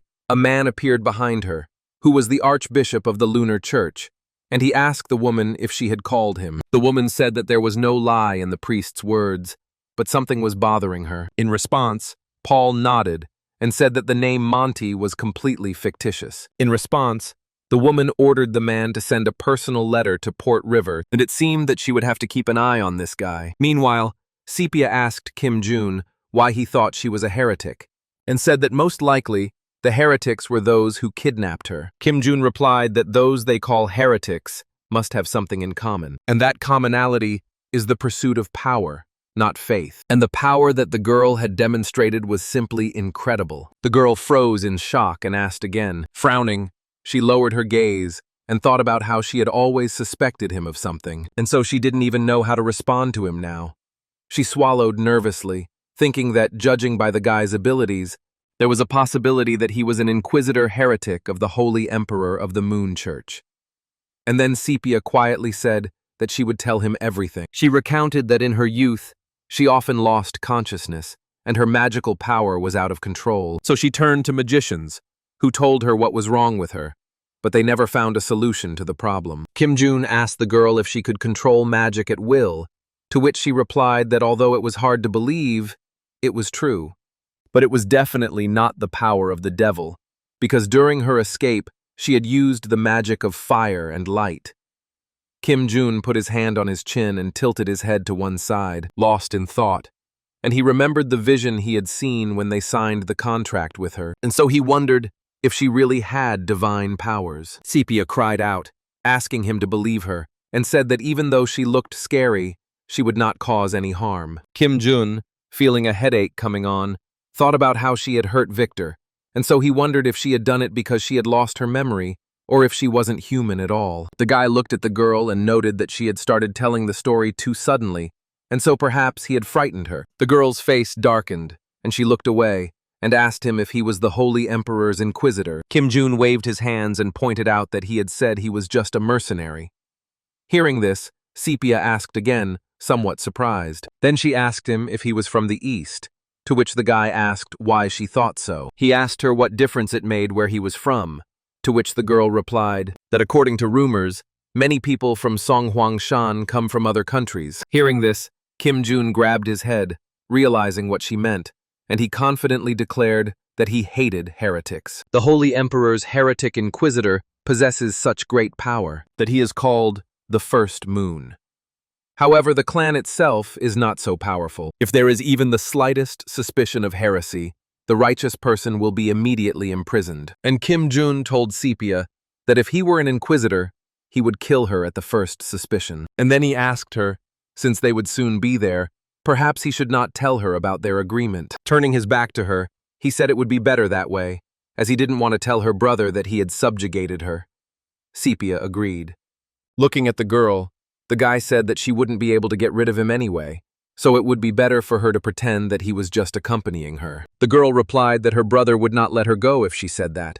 He would worry and would not send her with him.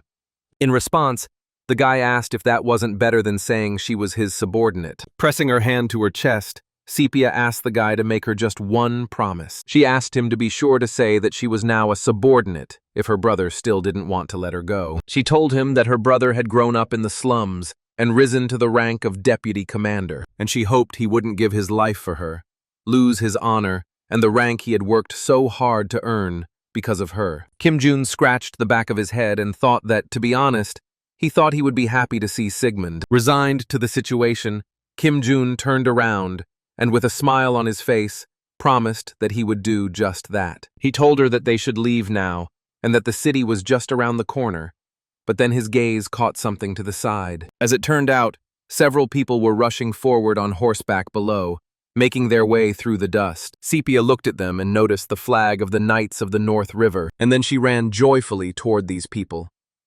Kim Jun had no choice but to run after her. With a smile on her face, Sepia ran faster and faster. Kim Jun ran after her, telling her to be careful, and thought that his sister and brother hadn't seen each other for so long that even he was worried.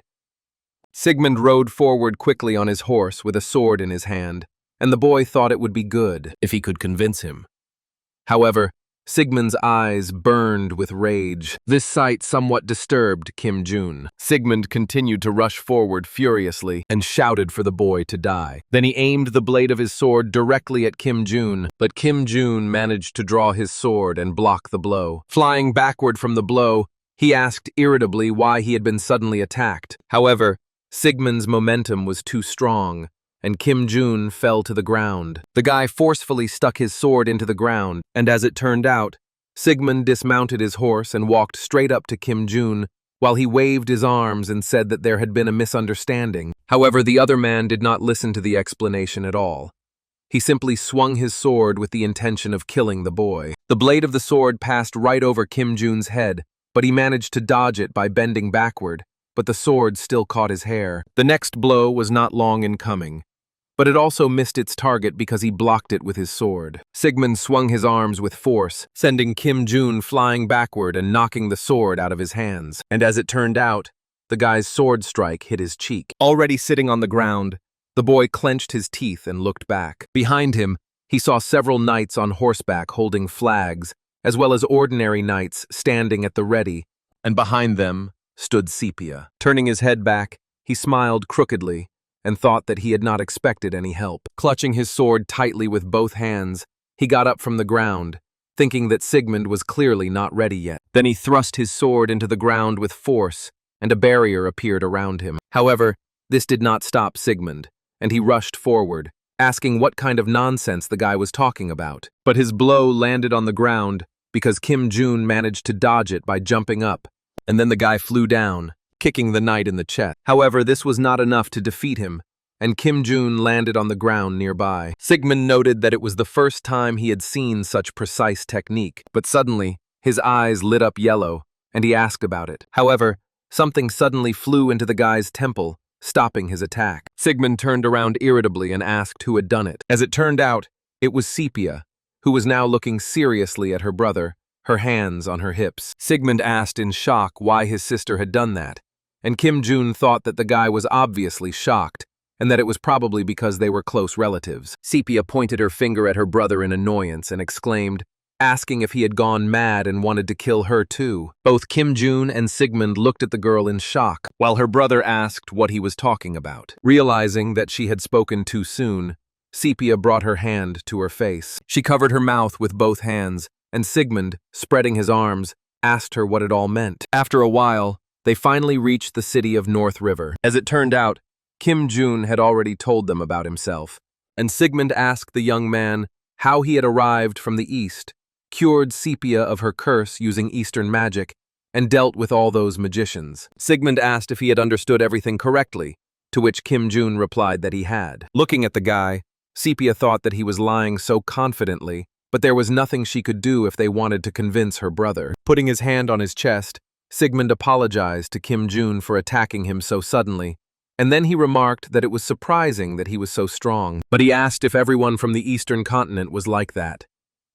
Kim Jun thought that, as expected, it wasn't so easy to get rid of doubts. Placing his hand on his chest, he replied that if he could cross the sea to reach them, he had enough strength to stand up for himself. He also noted that Sepia's curse had not yet been completely cured. He said that as a temporary remedy, he had used a treatment from the Eastern continent, but it was not so easy to save Sepia from the curse. Clenching his fist on his leg, Sigmund asked if there was a way to completely cure his sister. Kim Jun smiled and replied that of course there was, and he confidently declared that he was the best in the East, and therefore could do it. Sepia stared in complete shock at the guy who was lying so brazenly. Kim Jun said that there had been a similar case in his hometown, and they called it an intangible poison. Treatment requires constant monitoring of the patient's condition, because the prescribed medications are constantly changing, and it would take a long time to find them. Sigmund asked the guy what would happen then. In response, Kim Jun said that Sepia would have to go with him. The knight jumped up from the sofa and shouted that he would not allow it, and that he just needed to get the medicine. Shaking his head, Kim Jun said that, unfortunately, without him, they would not be able to find the medicine, and if they delayed the search, it would only get worse. In response, the guy cried out that even so, he couldn't let Syria go. Finally, the girl gently touched her brother's hand and called him, assuring him that everything was fine and that she would definitely return. Sigmund turned to look at his sister in confusion, and Kim Jun just sighed wearily. Taking her by the hand, Sepia's brother told her to go to her room and rest, as she had been tired for a long time, and he would talk to the master alone. The girl agreed with a smile on her face, and said that she was so happy to be able to spend time with her brother after so long. Then she got up from her seat and started to leave the room, passing by Kim Jun. At that very moment, the guy grabbed the girl by the wrist, stopping her. He gently took her hand and said with a smile that he wanted to check her wrist, and then he mentally told her not to go far and to keep pretending to be sick, and that he had already written a farewell letter to Sigmund. Letting go of the girl's hand, he said aloud that everything was fine, and that he would visit her regularly. Sepia left the room, slamming the door behind her, and now only Sigmund and Kim Jun remained in the room. Sigmund crossed his legs and said that there was no need for formalities now, and then he told the guy with a threatening look that if he didn't like something, he should do as he pleased. In response, Kim Jun just smiled and said what a coincidence, he was going to say the same thing. Sigmund crossed his arms over his chest and asked the guy who he was. Kim Jun thought that his previous answer would clearly not satisfy him, so he needed to answer honestly. Smiling, he said his name was Dio, and that he made a living as a mercenary. During this, the knight asked the young man if he had a mercenary squad, to which the other replied that he was just about to form one in North River. Sigmund then asked how he could believe that the curse could be lifted. Kim Jun thought that the curse had already been lifted, and that his sister was now bound to him by a pact of submission. But that was not something he could tell her enraged brother, so he said that, as he had already mentioned, he had experience in lifting curses. Sigmund smirked and objected that this was completely unreasonable.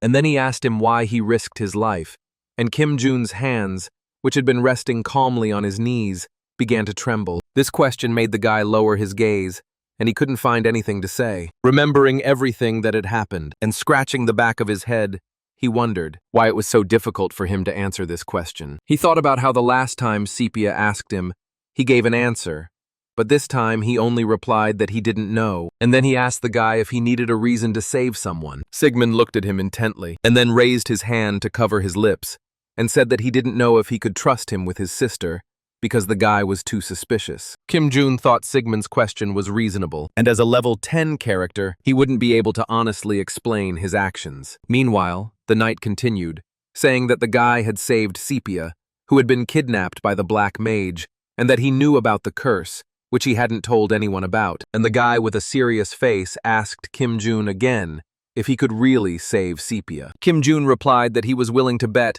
that he was the only one on the continent who could do it. And then he suggested that the guy ask Archbishop Luna about it. Sigmund clenched his fists tightly and replied that he did not trust them. Kim Jun scratched his chin and noted that Sigmund did not trust the Moon Church, and he knew this, so he asked about it on purpose. I wonder, comparing him to the Moon Church, who would he choose? So Kim Jun wondered if he should make a few more moves to tip the scales in his favor. Kim Jun spread his arms and noted that people were disappearing in North River, and he could help figure it out. And the guy thought that in order to win the man's trust, he had to demonstrate his abilities. Turning away, Sigmund asked the guy how a stranger could help him. In response, the young man said only one word, "Alley." And at that word alone, the knight's eyes lit up with an unkind fire, and the tip of his sword immediately pointed toward the young man's face, who was sitting calmly on the sofa. And now they stood silently facing each other. The blade of the sword barely grazed his skin, leaving a small cut on Kim Jun's cheek, and he smiled and told the vice captain to calm down. Sigmund looked at the guy with a darkened face and noted that he seemed unhappy with what he knew about everything. Pushing the blade of his sword aside with one finger, Kim Jun continued, saying that the number of missing persons had increased recently, and that the criminal North River Alley was to blame. Standing up from the sofa next to the young man, he asked him where the vice captain had started looking for his missing sister. Passing by, he noticed that the alley must be in complete disarray right now. Kim Jun continued, saying that the back streets of this city were so dangerous that even the knights can't do anything about it. And he had also heard that the city is known for its powerful factions. He said that, however, they had nothing to do with the Sepia incident, so there might be problems in the future, to which Sigmund replied only that the guy was right. Kim Jun said that since the guy didn't trust him, he would show him what he was capable of, and in response, the other asked about his talent. Kim Jun smiled and replied that he knew everything about the world. After a while, everything seemed to calm down. As it turned out, Sigmund and Kim Jun were discussing a plan to clean up the alley, and the former noticed that it was a very detailed plan, and therefore it did not seem like he had just come up with it. So he asked if it was really his first time in the city. Kim Jun replied that in his youth, he had been a military medic, and had also tried his hand at being a detective. He said he had no bad intentions, so why shouldn't he be trusted? Sigmund looked seriously at the table without answering, and after a while, he asked the guy what he wanted. When Kim Jun left Sigmund's office, the knight thought again that the guy was a detective. Even if he had heard about the alley in another city, he wouldn't have been able to guess everything that was going on. Alley was really quite annoying. Could he really help solve this problem? Leaning on the table, Sigmund quietly said that no matter what, the guy couldn't be completely trusted. The next day, Kim Jun walked among the crowd through the bustling streets of the city and its market. Looking back, he noted that everything in the game was the same as before. When he reached a certain place, he thought that this place appeared after passing through the busy shopping street. And finally, he reached the alley, the road leading to the criminal world. The guy thought that since he had already played in North River, he remembered the story with the alley well, but he was still a little scared. There were two factions in the world, one of which was the liberal Golden Dawn faction. The other was the extremist group, the Bloody Howl. As the plot unfolded, the Bloody Howl took a dominant position, and in the end, Sigmund dealt with the alley for the death of his sister. However, this time Sepia survived, so Sigmund would not touch Alley, and the Flood Boy did not know how the plot would unfold. However, the answer lies in the plot itself. He looked up at a sign and thought that Golden Dawn had been defeated by blood battle because it had suffered greatly at the hands of Sigmund, and so it was time to unite them, and the guy headed for the Golden Dawn building. When he got there, he was met by a huge man named Luden, who laughed loudly, saying he couldn't believe that the guy had been sent by Sigmund, who hadn't even apologized before. With a smile on his face, Kim Jun said that now they wouldn't have to wander the back alleys. The guy noted that even after taking a lot of damage, the man still greeted him with a smile, and that even though he was the leader of a liberal group, he was still a criminal. Kim Jun headed for the door, expressing hope that they would get along, and the man said goodbye to the guy. Kim Jun left the building, slamming the door behind him. Leaning against the door, the guy noted that half the work was done. All that remained was the NPC's inventory. After a while, someone, somewhere in the sewers, used a sword to kill rats with knives. One of the rats rushed forward with a loud squeak. In response, Kim Jun took a step back and then drew his sword on the huge rat. But another rat decided to attack him from behind. However, before it could strike, it was immediately cut in two. As it turned out, it was Kim Jun who swung his sword sharply, and the dead body fell to the floor. Looking at the stats window, Kim Jun noted that even though he had obtained the essence of flame, his skill had not changed much. Meanwhile, another rat decided to attack the guy from the side. However, the main character didn't even bat an eye. Suddenly, a glowing shield appeared around him, which took the blow. Then the shield disappeared, and the guy swung his sword, delivering a blow. A red mark remained on the body of the rat, which flew away to its fellow rats. Kim Jun shouted, calling for an explosion, and immediately an explosion flashed before him, deafening him with a shock wave and warming him with the heat of the exploded rat bodies. Suddenly, someone in blue clothes ran up behind him and asked if he was okay. Turning around, Kim Jun told Priest Krupus that he was fine, and he thought about how his fire resistance had been increased thanks to the salamander set. The priest noted that the guy was so strong that the explosion spell could destroy his shield. As it turned out, Kim Jun had met this priest after starting the quest. He had originally planned to do it alone, but thought it would be a good idea to take him along. The priest thanked the guy with a smile on his face. Kim Jun replied that thanks to him, he was able to settle everything quickly, and they decided that they had gone far enough and dealt with all the winged people. Kim Jun turned and said goodbye to the priest, preparing to leave first. Krupis bid him farewell, blessing him, and the guy quickly went further into the sewer, moving away from the man. But suddenly, the priest smiled strangely and crookedly. He took out a piece of paper and read the description. A mercenary who wields a sword and uses explosive magic, and the man noted that he seemed to have found the one the archbishop was looking for. A few hours later, evening had already fallen. The men in the alley wondered if this was the bastard they were looking for. Another replied that Kim Jun fit the description, and then he noted that the guy was a scout for the Golden Dawn. Kim Jun thought that the rumor about him had spread quickly, which was to be expected. Coming closer, the bald man asked the guy if he was too cocky and told him not to relax since he had joined the Golden Dawn. Then he grabbed the sword that was in the sheath on his back. As it turned out, these men were from the Blood Howl. The guy looked at him seriously at first. Then he smiled and thought that he had already reached level 90. After that, he said with a smile on his face that he just wanted to see their boss. And if they wanted to get hurt, then let them attack. This phrase angered the men, and they rushed at him with shouts and attacks. A gust of wind blew the hood off the guy's head, revealing his smile. After a while, the scene shifted to a quiet house. Suddenly, something crashed loudly into the wooden door, and then again. Then a man flew out of it and fell to the floor of the room. And this man, saying that those from the Golden Dawn had come to visit them, asked for help from his boss, who had long red hair. Kim Jun followed with a smirk on his face, confirming the man's words. Then he asked if this was really their boss, and the boss flew into a rage. Bringing the body of another criminal into the hall, he asked the man if he was really the boss of the Bloody Howl. Then he threw the man forward onto the floor at his boss's feet and thanked them for bringing him there. With a smile, the boss of Bloody Howl noted that Kim Jun was the one from the Eastern continent whom Sigmund had brought. He heard that he had first come to Golden Dawn and then he asked what had brought him here. Kim Jun replied that Sigmund had given him the task of clearing the alley. Upon hearing this,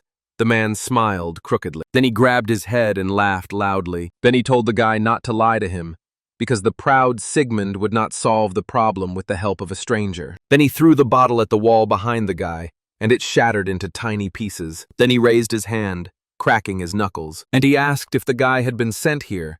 Did that mean he had come to declare war? However, Kim Jun only replied that this was not the case. The man froze and asked again. Then he asked what that meant. The guy replied that he had indeed come here at Sigmund's request. However, he was not his henchman. He spread his arms wide and exclaimed that he had come here to unite this alley. The boss of the Blood Howl clenched his teeth and asked who this crazy bastard was. Then he called his subordinates, who immediately appeared before him. He menacingly told them to end this conversation, and he yelled for them to show what they were capable of, and the men rushed to attack the guy. The archer standing behind him fired an arrow. However, the arrow missed its target, because the young man managed to catch it before it touched him. Letting go of his hand so that the arrow fell, he thought that the distance between them was about 3 meters. There were no magicians here, and there were only about 20 of them. Then he put one foot forward and shouted, "Forgotten swordsman!" Meanwhile, the criminal jumped up to strike the guy from above. Kim Jun began to draw his sword from the system window. Then he swung his sword, striking the men, and shouted, "Cut!" Trying to defend himself from these blows, one of the men noted with surprise that the guy had a slash. The blow threw the opponents several meters away from Kim Jun. The criminals exclaimed that this guy was a magical swordsman. One man shouted for everyone to avoid the sharp sword. Another exclaimed, asking what they should do. Meanwhile, Kim Jun rushed forward. In a split second, he was face to face with one of the criminals, who did not expect this, and the guy struck the man right in the chest. The man flew backward, knocking the others off their feet. Kim Jun smirked and remarked that the man talked too much and said nothing of substance. Putting his sword on the floor, he asked the boss how long he was going to just stand there and stare. Then he called him by his nickname, Stub, which made the man's face darken. The guy grinned and asked if he really wanted him to kill all his subordinates. In response, Stubby just angrily shouted for everyone to disperse. Then he suddenly jumped up and rushed straight at the guy with an axe in one hand and a shield in the other. The man swung his axe, but the guy managed to block it with his sword, sending red sparks flying in all directions. The blow sent the boy's body flying backward, his feet sliding across the floor. The ogre grinned and shouted, asking if the guy wanted to see what he was capable of. Continuing to defend himself, Kim Jun thought that although the man was not as good as Sigmund, he was still stronger than him. Meanwhile, the man swung his axe sharply, causing the boy's arms to fly out to the sides. Shouting loudly, Ogrizok raised his hand to deliver the final blow and finish off the guy, his eyes glowing red with anger. The blade of the axe met the young man's arm, but something made the man stop and look at the guy with a stunned expression on his face. As it turned out, Kim Jun was able to block the man's axe with just one hand, without suffering any injuries. Kim Jun replied with a smile that it was all thanks to his level 100 equipment. In the game, this bracer is called an artifact, not a regular item, but not all players pay attention to this. According to the game settings, items of unique rank and above are called artifacts, and since such items are considered very valuable, many players want to get their hands on them. Ogrizok asked the guy if he really thought he could defeat him just because he had an artifact. The man shouted loudly again and raised his hand with the shield to strike again. However, Kim Jun responded by punching his fist into the shield. With a smirk, Kim Jun replied to the man that this artifact would be enough. Then he punched the man in the side. The blow caused Ogrizok to choke on his own blood, which gushed from his mouth, and his eyes rolled back. Then the man fell to his knees, exhausted, his arms hanging limply at his sides. Looking at this, Kim Jun smiled and wondered what the man would say when he saw the 6th set of steel gloves. He thought that thanks to this equipment, his strength had increased by 150, so the difference in their levels was nothing. But suddenly, Ogrizok came to. He raised his head and shouted loudly again, spreading his arms wide. Covering himself with his arm, the guy noted that the man's recovery speed was simply incredible. A blow followed in his direction, and Kim Jun crossed his arms to block it. Looking at the even more enraged man, ready to fight even more fiercely, he thought that no matter how unique the handcuffs were, the man could still be dangerous. The ogre swung his axe, cutting through the air, but Kim Jun managed to dodge it by bending backward. Suddenly, he grabbed the man's wrist. He squeezed his wrist hard, and it glowed pink, causing the man to drop the axe. Then Kim Jun threw the man over his shoulder with a sharp movement. With a loud sound, Ogrizok hit the stone floor. However, that was not the end of it, and Kim Jun sat on top of him, and yellow lines appeared in the air, and the man screamed. A few seconds later, Kim Jun got to his feet and said that the man needed to calm down first. As it turned out, the guy had managed to knock Ogrizok out, and now he was lying unconscious on the floor. His subordinates called out to him in confusion, while Kim Jun simply sat on top of the man's huge body, holding a dagger in his hands. He told the men that if they valued their boss's life, they'd better not make a sound.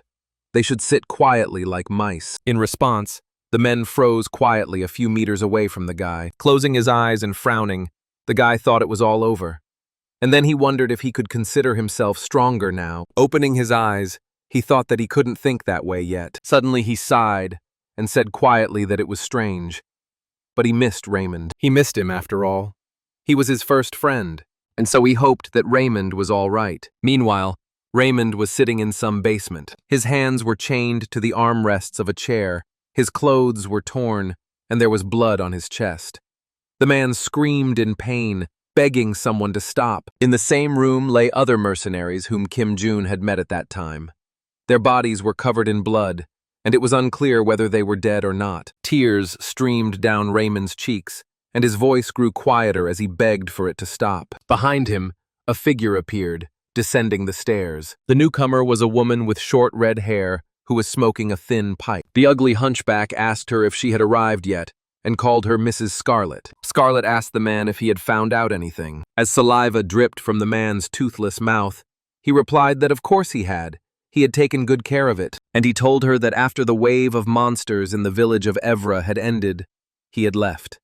And according to the information provided by the coachman, on the way to North River, he suddenly asked to get out on the plain. Smoking her pipe, she looked sadly at the exhausted Raymond and said that the mercenaries had not given up, even after they had been captured. She asked if all mercenaries were that loyal. She told them that if they kept quiet, a sad end awaited them. Suddenly, someone entered the room and called Mrs. Scarlet. Then the man handed her a letter, saying that a carrier pigeon had arrived from Arta. The letter said that a suspicious mercenary had been found in North River.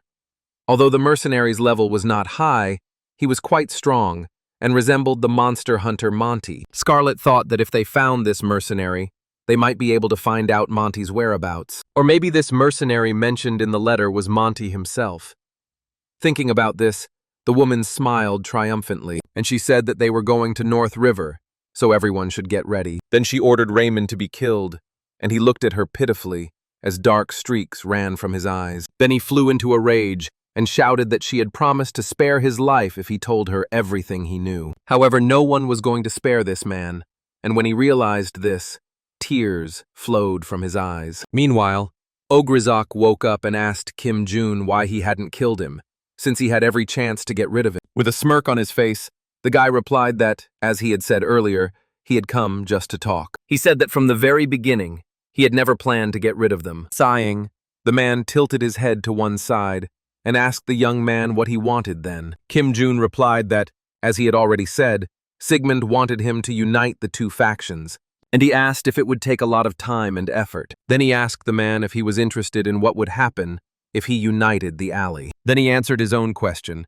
saying that the man would then be able to become the boss. So Kim Jun decided to pass the matter on to Ogrizok, which surprised the man, and he asked again what the guy was talking about. Kim Jun said that he had made the same offer to Golden Dawn, but they didn't like it at all, and they were the type to smile to your face and then stab you in the back. Pointing his finger at the man, the guy said that unlike them, he liked him. Then he asked how he would feel if he told Sigmund that he had united the alley, and that he, the leader of the Bloody Howl, would be the actual leader.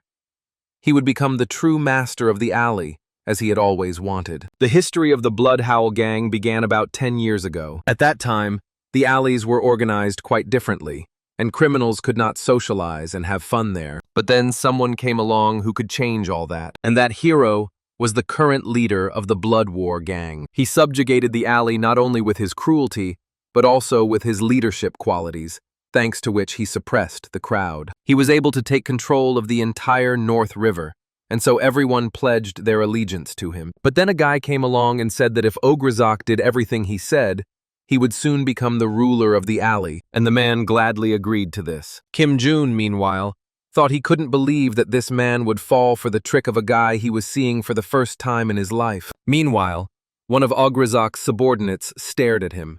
Kim Jun crossed his arms and said that the main goal was to plant bombs throughout the city. He said that the guys from Golden Dawn would run out. Thinking that they had been ambushed and that the bomb would not be very powerful and therefore would not cause much damage, Ograzok asked if they would need reinforcements. Smiling even wider, Kim Jun replied that these guys wouldn't touch them and would most likely even help them because in the eyes of the people, everything would look like this. The leader of the Bloody Howl would prevent the Golden Dawn from setting off the explosion, thereby saving many townspeople. And he would not only gain popularity, but also become the most important person in the alley. Ogrig's subordinate thought that all this was nonsense. Was Sigmund really trying to unite the alley, turning a blind eye to such dangers? Realizing that this was most likely a trap, the man told his boss to think carefully, because it all seemed very strange. He shouted, asking if he could really trust this guy.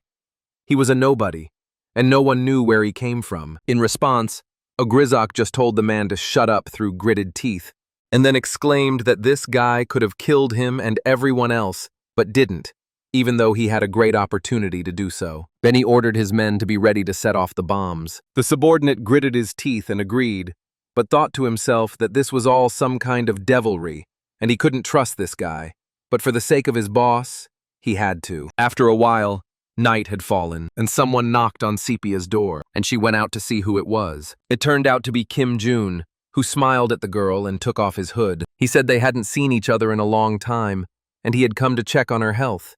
Looking away, the girl said that she was fine, but she felt in her heart that when the guy walked away, it was a strange feeling, and she asked him if it was dangerous. Rubbing his shoulder with his hand, he looked back and said that if he didn't go, everything would be fine for a long time, and he thought about the fact that he was moving, with that limitation in mind, but it seemed he would have to take Sepia with him, so he wouldn't have to worry.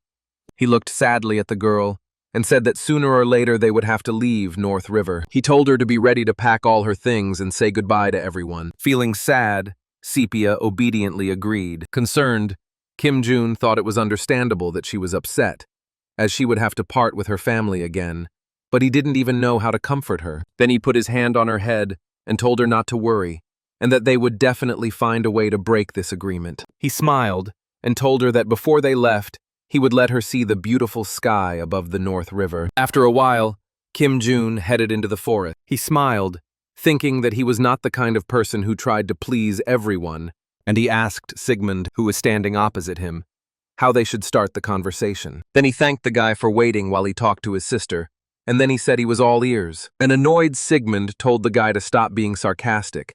Otherwise, if he kept being so smart, he would cut off his head.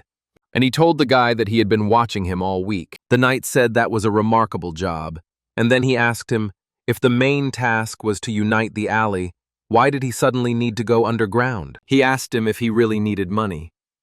Kim Jun thought he knew that Sigmund would be following him. The knight continued, saying that he felt that attacking the leader of the Blood Howl was an extremely dangerous decision, because the people in that group were very cruel and could kill a person without hesitation. He asked him if he had thought about what would happen to his sister if he died, and Kim Jun noted with surprise that the knight was only concerned about his sister. The guy responded in a way that would reassure the other, saying that he had everything under control and that he just needed to follow his instructions. Sigmund agreed, and then he said that the leader of the Blood Howl could not be allowed to roam freely in the alley, and while he thought he was carrying out his orders, they had to catch him. Kim Jun replied that this was true, but they had to let him deal with the Golden Dawn first, and he told Sigmund to gather the knights and march an hour after his signal. The knight asked what signal he was referring to. Kim Jun smiled and replied that he meant an explosion. Sigmund noted that this could harm civilians, to which Kim Jun assured him that there would be no casualties among the civilian population. 4 days later, The decisive day arrived. Life in North River had been quiet for the past 4 days. No one even suspected that these were their last peaceful days. Ogjak said with a smile that they had finished planting the bomb in the square last night, so now all that was left to do was wait. His subordinate replied that this was indeed the case, and that the explosion would take place today at noon. The ogre raised his hand with the bottle, saying that their moment of glory had finally arrived. He joyfully exclaimed that they were lucky that a man with the same goals had appeared, and that today the unification of the alley, which they had dreamed of for so long, would take place. He thought that Golden Dawn was an enemy that could be defeated at any time if they tried hard enough, but the problem had always been Sigmund and his knights. However, this problem had been solved by a guy from the eastern continent. Looking out the window, the man replied that there was very little time left before 12 o'clock. His eyes glowed red, noting that time was moving much slower today than it had in the last 4 days. At that moment, the leader of the Blood Howl had a premonition that he was being deceived. Being a northerner from a warlike people, he could not ignore it. He suddenly felt that danger was approaching. Ogjak abruptly rose from his seat, surprising his men. He grabbed the lid of the box he was sitting on, and then opened it with a sharp movement, and his men asked him why he did that. As it turned out, there was a bomb in the box. Noticing this, Ogrzak asked what the hell it was, and inside was a note from Kim Jong-un telling them to see what the bomb could do. Then there was a huge, powerful explosion, and at that very moment, fireworks of different colors began to shine in the sky above the city. A woman with a child looked up at the sky in surprise and asked what it was,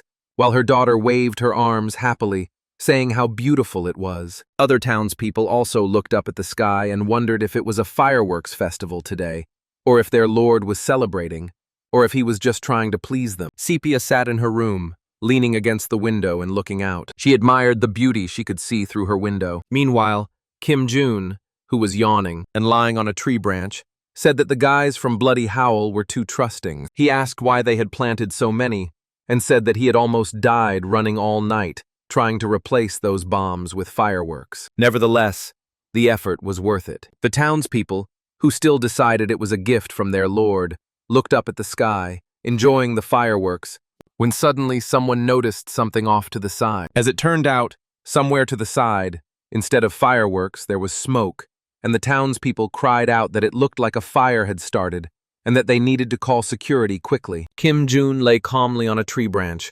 noting how good it felt, while the system reported that he was gaining experience for killing the members and leader of the Bloody Howl. Looking down at the active brawl, he thought that no matter how strong Ogrzak was, he couldn't handle that many bombs, and the rest of the group was fighting Golden Dawn with all their might. A member of the blood fight pointed at the man and shouted that it was Luden's, to which he responded by shouting that they were complete bastards taking advantage of the moment. The members of the two different groups attacked each other with the intention of killing each other, and the system informed the guy that the quest to clear the alley in North River was complete. His level had increased, and his reward was the North River Knights Medal of Honor. Kim Jun watched the fight with a smirk and noted that it seemed like the boss of Golden Dawn was also at his limit, and it was only an hour after the explosion, so the Knights would take care of the rest. And just then, the Knights of the North River appeared in the alley. Kim Jun happily noted that this was exactly what he had been thinking while Sigmund was swinging his sword, killing members of both factions, filling the air with blood.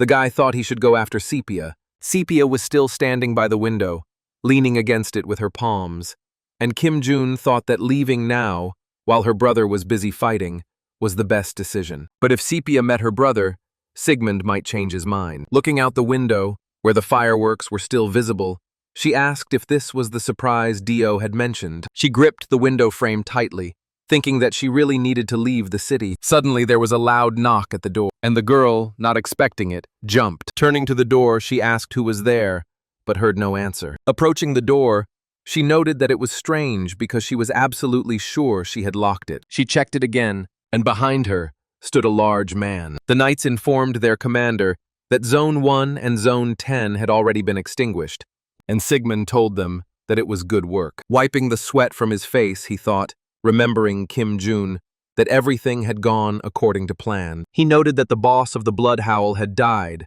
and that the Golden Dawn had been destroyed by the Blood Howl raid. The knights would deal with the remaining members of the criminal gang. He thought that, looking at all this, one could not help but recognize the guy's abilities, and therefore it was probably better to entrust his sister to him. He ordered one of the knights to remove Luden's body, and then they would leave immediately. But suddenly someone shouted loudly, calling Mr. Sigmund, and the young man's eyes widened in surprise. As it turned out, there was some kind of purple smoke in the air, and the knights immediately asked what it was. One of them noticed that the strange smoke was coming from the corpse of the head of the Golden Dawn. Sigmund, noticing this, thought that the smoke resembled the traces left by a demon. He noticed that something quickly jumped off the roof and flew away somewhere. Noticing the direction in which something flew away, he panicked, thinking that Sepia was in that direction. Then he gave the order for everyone to retreat. Meanwhile, Kim Jun had already reached Sepia, but met someone there he did not expect. He thought that everything was definitely going according to plan, and wondered where the leader of the Golden Dawn had come from. Raising one eyebrow, he asked the guy if they could talk. The guy didn't answer, but just frowned even more, thinking that he hadn't heard Luden's life story, even when he was playing. This was a man who had expanded the Golden Dawn's position not through force, but through his outstanding business skills. Yet he had been forced to disappear after Sigmund's appearance. The guy's hand trembled, and he quietly said that this couldn't be true, and wondered if he really had an undisclosed secret. Looking at the man, he noticed that he had changed a lot since their last meeting. Putting his hand on his chest, he asked with a forced smile what business he had with him. Ludens raised his hand and replied that he certainly had some business. Suddenly, he snapped his finger, and a purple flash flew straight to the door. The guy looked at the door and noted that he had used magic to seal the room. Was he a wizard? Kim Jun thought that he wasn't sure he could defeat him because he didn't know what he was capable of, and besides, he had Sepia as a hostage. However, in the next second, the guy suddenly waved his hand, throwing something forward. As it turned out, it was a small dagger that flew straight into the man's head, piercing his forehead. But Kim Jun didn't stop there. He jumped up, swinging his sword. He headed straight for the man who was already falling on his back. With a sharp movement, the guy struck the man in the chest, causing blood to spurt upward. Luden's body fell to the floor, and Kim Jun pressed down on the sword, driving it deeper, biting his lip. Kim Jun thought he could kill the man with one blow. He reached out to Sepia, who was lying unconscious on the floor, and then he pulled her close to him, holding his sword forward. Ludens, meanwhile, got to his feet, and he noted that he liked the guy's attitude, and even though he was young, he was experienced in combat, like a true swordsman. As he spoke, the wounds on his body healed as if they had never been there, and he asked the young man if he had noticed. Kim Jun smiled and asked him if he was supposed to notice that he was a vampire. The man replied that he thought the young man already knew, and Kim Jun thought that vampires were the only ones who could regenerate. Luden said that the guy's abilities did not live up to his expectations, and he asked what the problem was, the weapon, or was that all his power? Looking at his sword, Kim Jun thought that he really lacked strength and compensated for it with equipment. But his sword, although good, was still only level 60. He asked the man if he wanted a stake driven through his heart, to which the man replied that he wanted to talk. To which Kim Jun exclaimed that men were just a huge pain in the ass, and asked him what he wanted. The man grimaced and replied that it was all for fun, and he began to take his hand out from behind his back. The guy noticed this gesture. However, he couldn't imagine that the man would be able to get so close to him so quickly. As the fist flew toward his face, Kim Jun froze, stunned, but in the next second, he put his sword in front of him, blocking the blow. The blow sent the guy flying backward. With flashing eyes, Ludens looked at his hand, which no longer looked human. The man grabbed the sword blade and told the guy that he was holding on well. However, the guy couldn't hold out much longer. Ludens waved his hand, throwing the guy into the wall. He rushed forward, asking the boy how he managed to hold on, but suddenly something sharp appeared in front of his face. It turned out to be a candlestick, which the guy stuck in his eye, and the man staggered. The man asked the guy if he had really hit him with a silver candlestick. Ludens pulled the candlestick out of his head. Kim Jun smiled and asked if he had stuck it in too deep, and he said that he had deliberately stabbed him only in the eye. In response, the man noted that this was an effective tactic against slow opponents. Holding his sword forward, Kim Jun thought that if the candlestick didn't help, he would recover quickly. Suddenly, Luden laughed loudly, and then he shouted that the boy had passed the test. In response, Kim Jun asked what he was talking about. Did he really know him? The man replied that of course he knew him. After all, the boy was a forgotten minion. While Sepia was still lying unconscious on the floor, the man asked the guy why he was so surprised. After all, he was the guy who knew him, and he knew him. Kim Jun thought that the man had a hidden class, and it wasn't that difficult to determine who he was, so he asked Luden who he was. The man replied that he was a 1,000-year-old vampire who had lived a long life and become the head of the clan. This surprised the guy, and he wondered if the man's level was so high that he could be the head of a clan. That meant his level was no less than 350. Kim Jun noted that if the man had fought at full strength, he would have been dead long ago, and he asked if that meant his clan was hiding in North River. Smiling kindly, Luden replied that he was the only one hiding in this city. Kim Jun asked him why he was alone. Hearing this question, Luden looked down sadly and remained silent. Then he said that this land had 1,000 years of forgotten history, and the boy must have been surprised too when he saw the fresco in the temple. He asked the boy if he was mistaken or not. Suddenly, a system window popped up, announcing that a class quest had begun, which consisted of meeting a person who remembers the forgotten history, and the reward for it was the discovery of Class 1. Kim Jun was surprised when he read about the backstory called The Forgotten Minion, and wondered what it all meant. Then he exclaimed, telling the man that he wanted to know more, and Luden began his story, saying that it began 1,000 years ago, in the divine era. The only thing that burdens people now is the moon, but in the past, many gods gave their teachings to people, and there were gods much more powerful than the god of the moon. One of them was the god Luden. The man rolled up his sleeve, showing the boy a mark on his arm, and said that his god was the god of the sun. Seeing this mark, he remembered that he had already seen it when he made a contract with Sepia. Kim Jun thought that in ancient times, there were numerous beliefs, but the only cult that had survived was the cult of the moon god. Judging by the pattern, this pattern of the sun god belonged to one of the lost cults. But if this religion was stronger than the cult of the moon, why didn't it survive?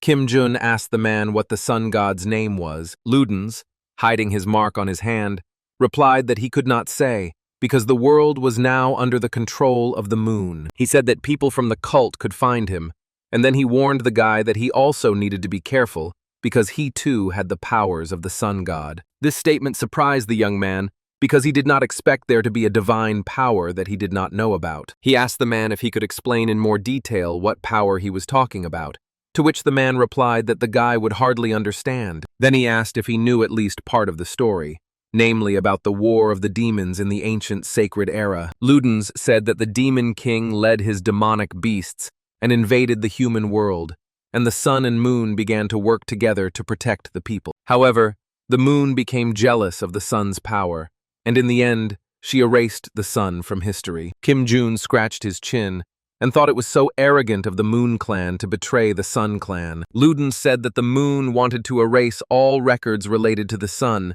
and they even hunted down believers and erased their traces, which is why the sun was forgotten. Kim Jun asked him if that was true, then how was he still alive? To which the man replied that he was the only one hiding from the eyes of the moon. However, all the surviving children of the sun were cursed, and the people of the moon even borrowed the power of the demon king to capture the sun. They used various curses, the inability to live, to die, and also turned people into demons. Hearing this, Kim Jun thought that the Death Knight of the Forgotten Temple, Adelia Dark, was also a supporter of the sun, and that was why he inherited this power. Luden smiled and noted that the boy had finally understood, and he noted that he was not the only one who had inherited this power. Looking at Sepia, he said that the power she used was also definitely related to the cult of the sun. Kim Jun thought with surprise that he had thought she was just using some unusual magic, but he couldn't have imagined that it would be a divine power. Scratching his head, Luden said that she was the reason he had come to North River, and unfortunately, he had made a mistake and kidnapped her, and meeting the guy was truly the will of the sun. Kim Jun thought that before this meeting, he thought he was choosing his own path and make decisions about how and what to do.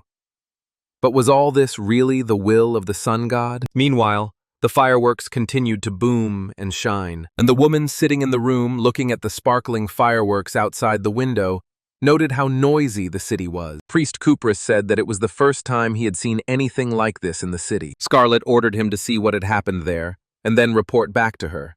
But before the man left, she asked him if he had found Dio, to which he replied that the last time he checked, he was with the vice captain of the North River. The woman asked about the relationship between the two men, to which the man replied that he did not know because the knights were good at hiding it.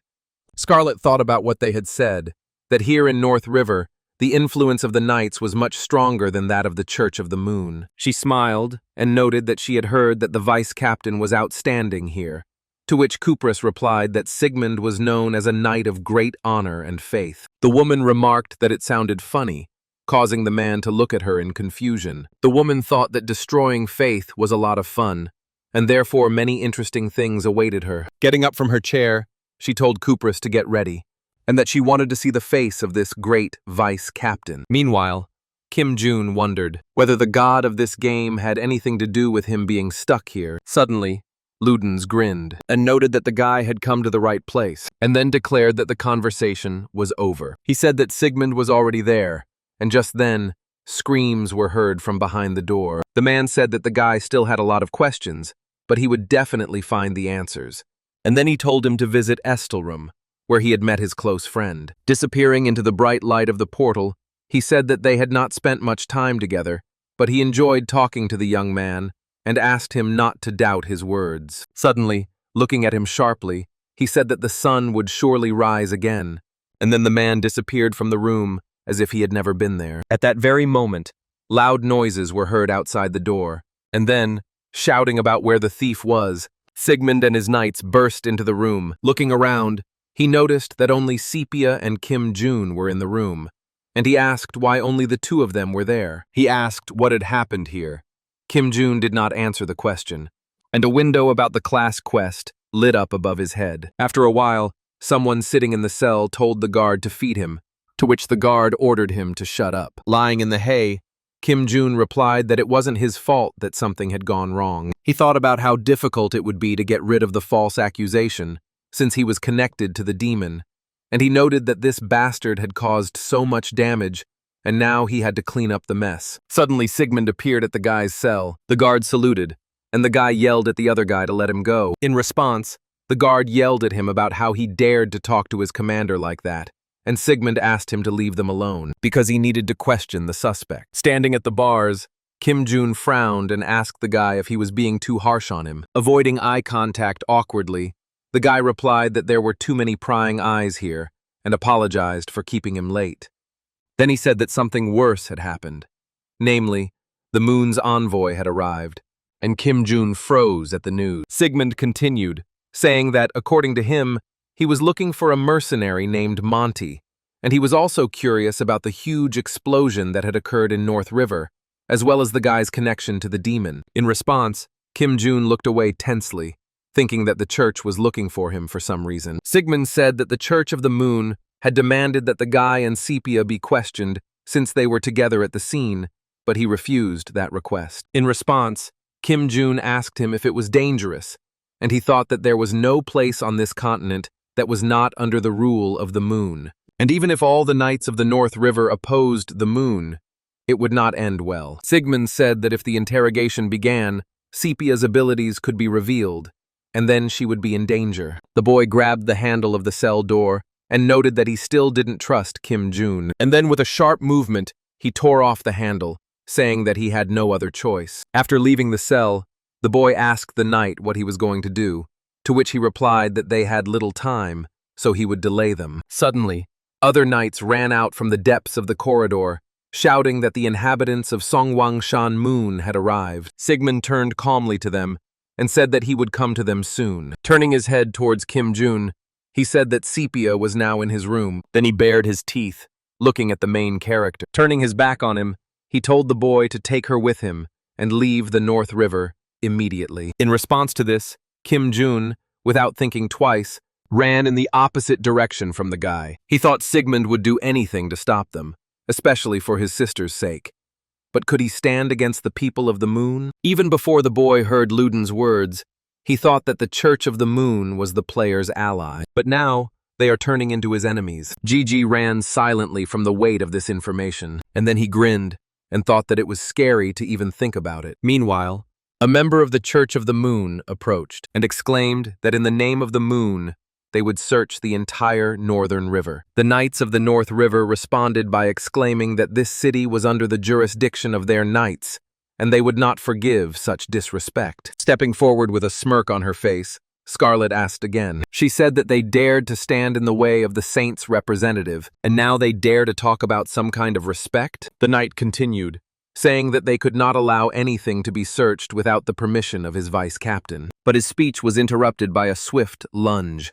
It turned out to be Scarlet, who swung her sword, cutting the skin on the knight's throat. Blood gushed from the knight's throat, and the rest drew their swords and cried out, asking how she dared. The woman lowered the sword, dripping with blood, and said that she could afford to punish him. And then she said that if they gave her information about the vice-captain's younger sister and the mercenary from the eastern continent, the problem would be solved. And then, waving her sword, she declared that if they refused, she would perform the execution ceremony. The knights were simply furious, and this hatred fueled Scarlet's joy. But suddenly Sigmund appeared, shouting for everyone to stop and not allow anyone to move without his signal. The knights immediately turned to the voice of their vice-captain. As he passed the wounded man, he told the knights to hurry and escort him, which they did. Placing a hand on her flushed cheek, Scarlet turned to Sigmund and said that he was rumored to be the knight, and she asked him if he really led the knights. The guy replied that since the captain was absent,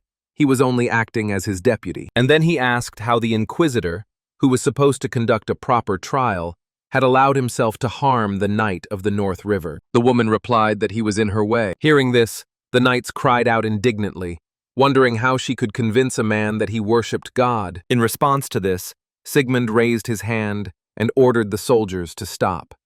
He then told the woman that although he had given the knights permission to intervene after the investigation was completed, further action was unacceptable. Scarlet replied that it was obvious that they were trying to hide something from them. Specifically, they are trying to hide his sister, Sepia. Sigmund replied that his sister was a victim unrelated to the incident, and since she was unwell, the knights would first calm her down and then interrogate her. Putting away the sword, the woman asked again with a smile, and then she wondered if they were really trying to convince them this way. And then the sword flashed its tip on the asphalt, and she suddenly rushed at the guy with a sword. The boy turned his head and managed to dodge, but the blade of the sword still grazed his cheek. The woman, her eyes sparkling, said she hated waiting.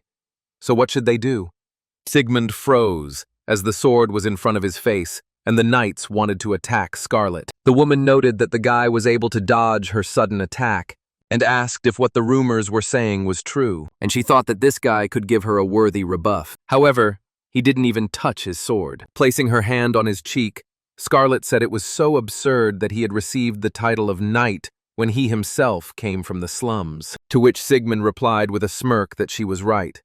This was far worse than the straightforwardness of Scarlet, the red rose goddess. She waved her hand and noticed that the guy was also a gentleman. And then she rushed towards him again. The guy met her blow with the armor on his arm. Scarlet jerked her hand back and asked the guy why he didn't show off his skills. And suddenly her sword became flexible and began to wrap around the guy's hand. Pulling the rope, she threw the guy right on top of herself and asked him if he was just ignoring her. And her knee hit the guy right in the face. From this blow, Sigmund, holding his face with his free hand, fell to the ground. She put her foot on his shoulder and pulled on the whip, telling him to stop squirming if he wasn't going to resist. Looking at the woman, Sigmund said that he was just being careful, and he thought he couldn't believe they had decided to carry out such a radical investigation because of what had happened yesterday. Demonic traces appeared in the city yesterday at noon, but Scarlet had already been here before, and the guy said that the woman said that the order's goal was to interrogate two people, namely his sister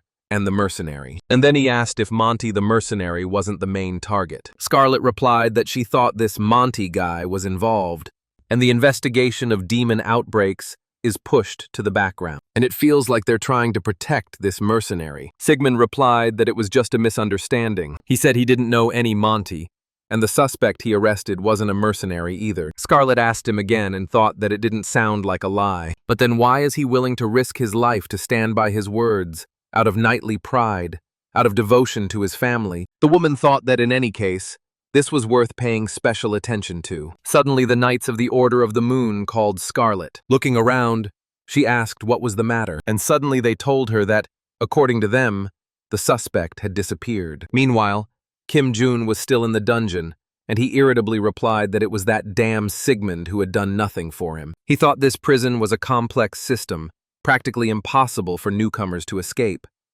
But he'd been here before, in the game, and to get out of here, you need to move the bed in the third prison cell on the left, and behind it, there will be an exit. After a while, Kim Jun's head hit the ground and made a passage through it to the outside. And as it turns out, this exit leads to the backyard of the mansion. Hiding behind a tree, the boy heard the cries of the Order of the Moon Knights. He noted that the paladins were already fighting. He remembered that Sigmund said that his sister was in his room, somewhere on the 4th floor. He thought about taking on this case, but Sigmund is the only one who knows he's escaped. And neither the Templars nor the Paladins of the Order must meet. But he couldn't commit such an inhumane act and leave Sepia here. And the boy wondered if the difficulty of this game wasn't too high. Kim Jun decided to rummage through his inventory, hoping to find something useful there. In his inventory, he found many different spells, and among them all was the Potion of Transformation, which transformed the selected target for 10 minutes. After some time, the maid, who was carrying the laundry, noticed a guy passing by. She called out to him, calling him Ted, and said they hadn't seen each other in a while. Then she asked him if Zeke had sent him here or not. The boy replied that he had come here on Sigmund's orders. It turns out that Ted was Kim Jun, who bumped into him in the backyard and knocked him down, and he felt sorry for him. The maid showed him the way to the room where Sepia was, and Kim Jun thought with relief that it was good that he chose the transformation potion and not the invisibility potion. He knocked on the door of the room. Sepia asked from behind the door who it was.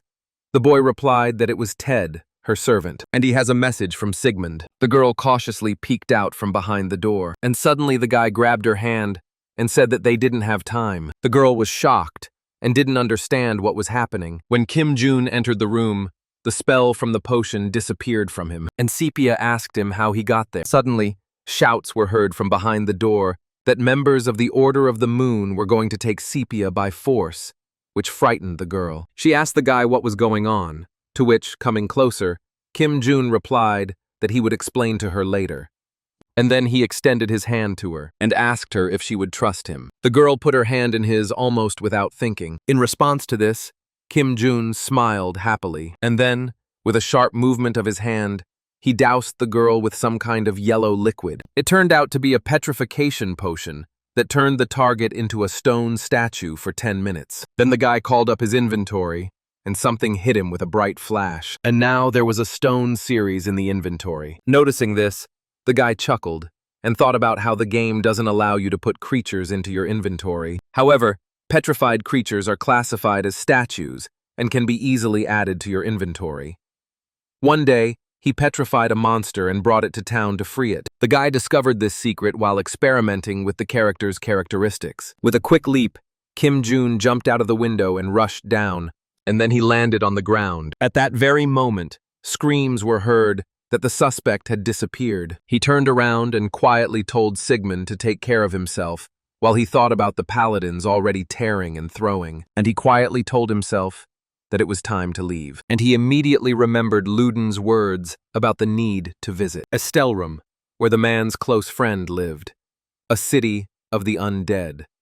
The scene shifted to the past. Sepia and Sigmund were orphaned and grew up in the slums, where they had to fight for survival. People were constantly checking them out. They were people of all walks of life, scoundrels, knights, and aristocrats looking for a good time. The back streets of the North River were so unsafe that they became famous throughout the continent. And so Sepia adopted an unspoken law. People do nothing for nothing. There was an incident where she was almost tricked into human trafficking by an old, nice man pretending to be a gentleman. An equally respectable-looking nobleman almost deceived her in order to use her to distribute drugs. And so Sepia learned to be suspicious of people. She trusted only her brother. However, one day, she met one man with whom I didn't feel this way, but beliefs that no one else would believe continue to haunt her. There's only one thing that rings in her head. Goodness is never done for free. Suddenly, Opening my eyes, she saw Kim Jun in front of her and wondered if she could be wrong. The guy asked the girl how she was feeling and said that she needed to be careful as the petrification had just been removed. As Sepia stood up, she thought that because she was weak and quarreling with her brother, she was only causing trouble for Dio. She can't always accept his help anymore. She can't remain weak. Kim Jun asked her what was wrong with her. Are these side effects of petrification? But in response, the girl only exclaimed that she wanted to become stronger. She asked the boy if she could become stronger if she followed him. She wants to never need help again, but to be able to stand up for herself. In response to this, the guy opened his eyes wide and in surprise, and then he smiled kindly and proudly. And then he replied that of course he could, but she would face all sorts of difficulties. And he asked her if she could handle it. The girl assured him that she would definitely cope and would not even cry or give up. In response to this, Kim Jun only smiled and thought that if she became stronger, then he would also feel better. And although Sigmund asked him to protect his sister, when she showed such determination, the guy could not do anything about it. And then the guy decided to explain to the girl the situation her brother found himself in. And the girl asked again that her brother had been accused of being a heretic. And that's why the Church of the Moon had begun to pursue him. The boy met Luden's, and thus learned of the power she possessed, but he could not leave her. The girl thanked the guy for this, to which he replied that there was nothing to thank him for. Sepia noted sadly that she, in the end, hadn't even been able to say goodbye to her brother. In response, Kim Jun assured her there was nothing to worry about, as they would definitely meet again. But he himself thought he couldn't guarantee that. Kim Jun then began rummaging through his bag, looking for a weapon for the girl. And after a while, he pulled out a crystal bow that had a unique rank and no level limit. Taking it in her hands, the girl asked the guy if it was really her weapon, to which he replied that this unique item was now, which can be used even at low strength, or, to be more precise, the artifact now belongs to her. Kim Jun, looking at the girl, thought that he, in fact, had already planned to level up Sepia's training from the moment he arrived at the Northern River. And for developing strength and dexterity, there was no better weapon than the bow. While Sepia was trying to draw the bowstring, the boy thought that the girl, according to Luden's, was closer to the wizard class, and in order for her to use magic well, she needs to improve her accuracy. Kim Jun brightened and thought that the girl, as a newcomer, had unlimited potential. So maybe they should start with the basics. After some time, two huge green monsters that resembled people were walking through the forest. One of them was carrying a large bag on his shoulder. Suddenly, an arrow flew at them from somewhere to the side. The arrow hit the second, smaller monster right in the chest, and blood sprayed out of its wound in all directions. Soon the monster fell dead to the ground, and the first one grabbed his axe in panic, looking around frantically. However, the girl standing on the tree branch, she fired a second arrow to the side, which quickly headed forward. And this arrow hit the second monster right in the head, piercing his skull, causing blood to spurt out as well. The sight caused the first monster to stagger back in panic, holding his axe as his fellow monster died before his eyes. And the girl jumped from the tree branch and ran straight towards the back of the unsuspecting monster. With a quick and deft movement, she landed right on his neck, causing him to cry out. In response to this landing, the monster turned sharply and swung his huge axe, but the girl managed to notice this blow and jump, and therefore was able to dodge. Suddenly, she jerked her hand back with the arrow in it, and the arrow in her hand caught fire, and the fire illuminated the girl's menacing face. And then she plunged that fiery arrow straight into the monster's eye, causing it to let out a truly terrifying scream. After such a blow, the monster lowered his head, while blood flowed from his eye, and the girl deftly jumped over his head, leaning on his neck. Then she pressed her bow to the monster's neck, causing it to throw its head back. The girls placed their feet on the monster's back and began to press their hands to themselves, trying to strangle the monster, causing its body to shake. These actions caused the monster to open its mouth wide, revealing its two lower fangs, and saliva flowed from its mouth like a river. After a while, the monster's hand fell limply, and then, with a loud sound, the body of the huge monster fell to the ground. Sepia looked down on it, trying to catch her breath, and then she smiled easily and said that she could handle this task. Kim Jun just came up, and he scratched his head awkwardly and said that she had done a really good job, but he wondered how she had managed it in the first place. Sepia's learning speed was simply incredible. Did she really know how to defend herself from the very beginning? The guy thought he was a fool for thinking that she was a person who couldn't stand even the sight of blood. However, it was still surprising that she was able to master the skill so quickly and become stronger. And so the guy wanted to teach her a lot. Kim Jun thought with resignation that in just 15 days the girl had become much stronger than she had been before. Sepia closed her eyes and sighed. And then she happily told the guy that she would go and check if there were any more monsters left. And the guy didn't stop her. He thought that he would never have thought that she could improve these skills so quickly, using only physical abilities. But what surprised him the most was that Sepia had not yet demonstrated her sun power, and if she could skillfully use this power, she could become as powerful as a monster. Sepia still doesn't know how to control her strength, because she was once attacked by a huge wolf. The girl froze in panic at this sight. The boy rushed to her aid, reaching out his hand to the monster to stop her. However, suddenly this monster was engulfed in flames. It turned out to be Sepia, who can use her left power, but only when they are in danger. Meanwhile, Kim Jun called up Sepia's stats window.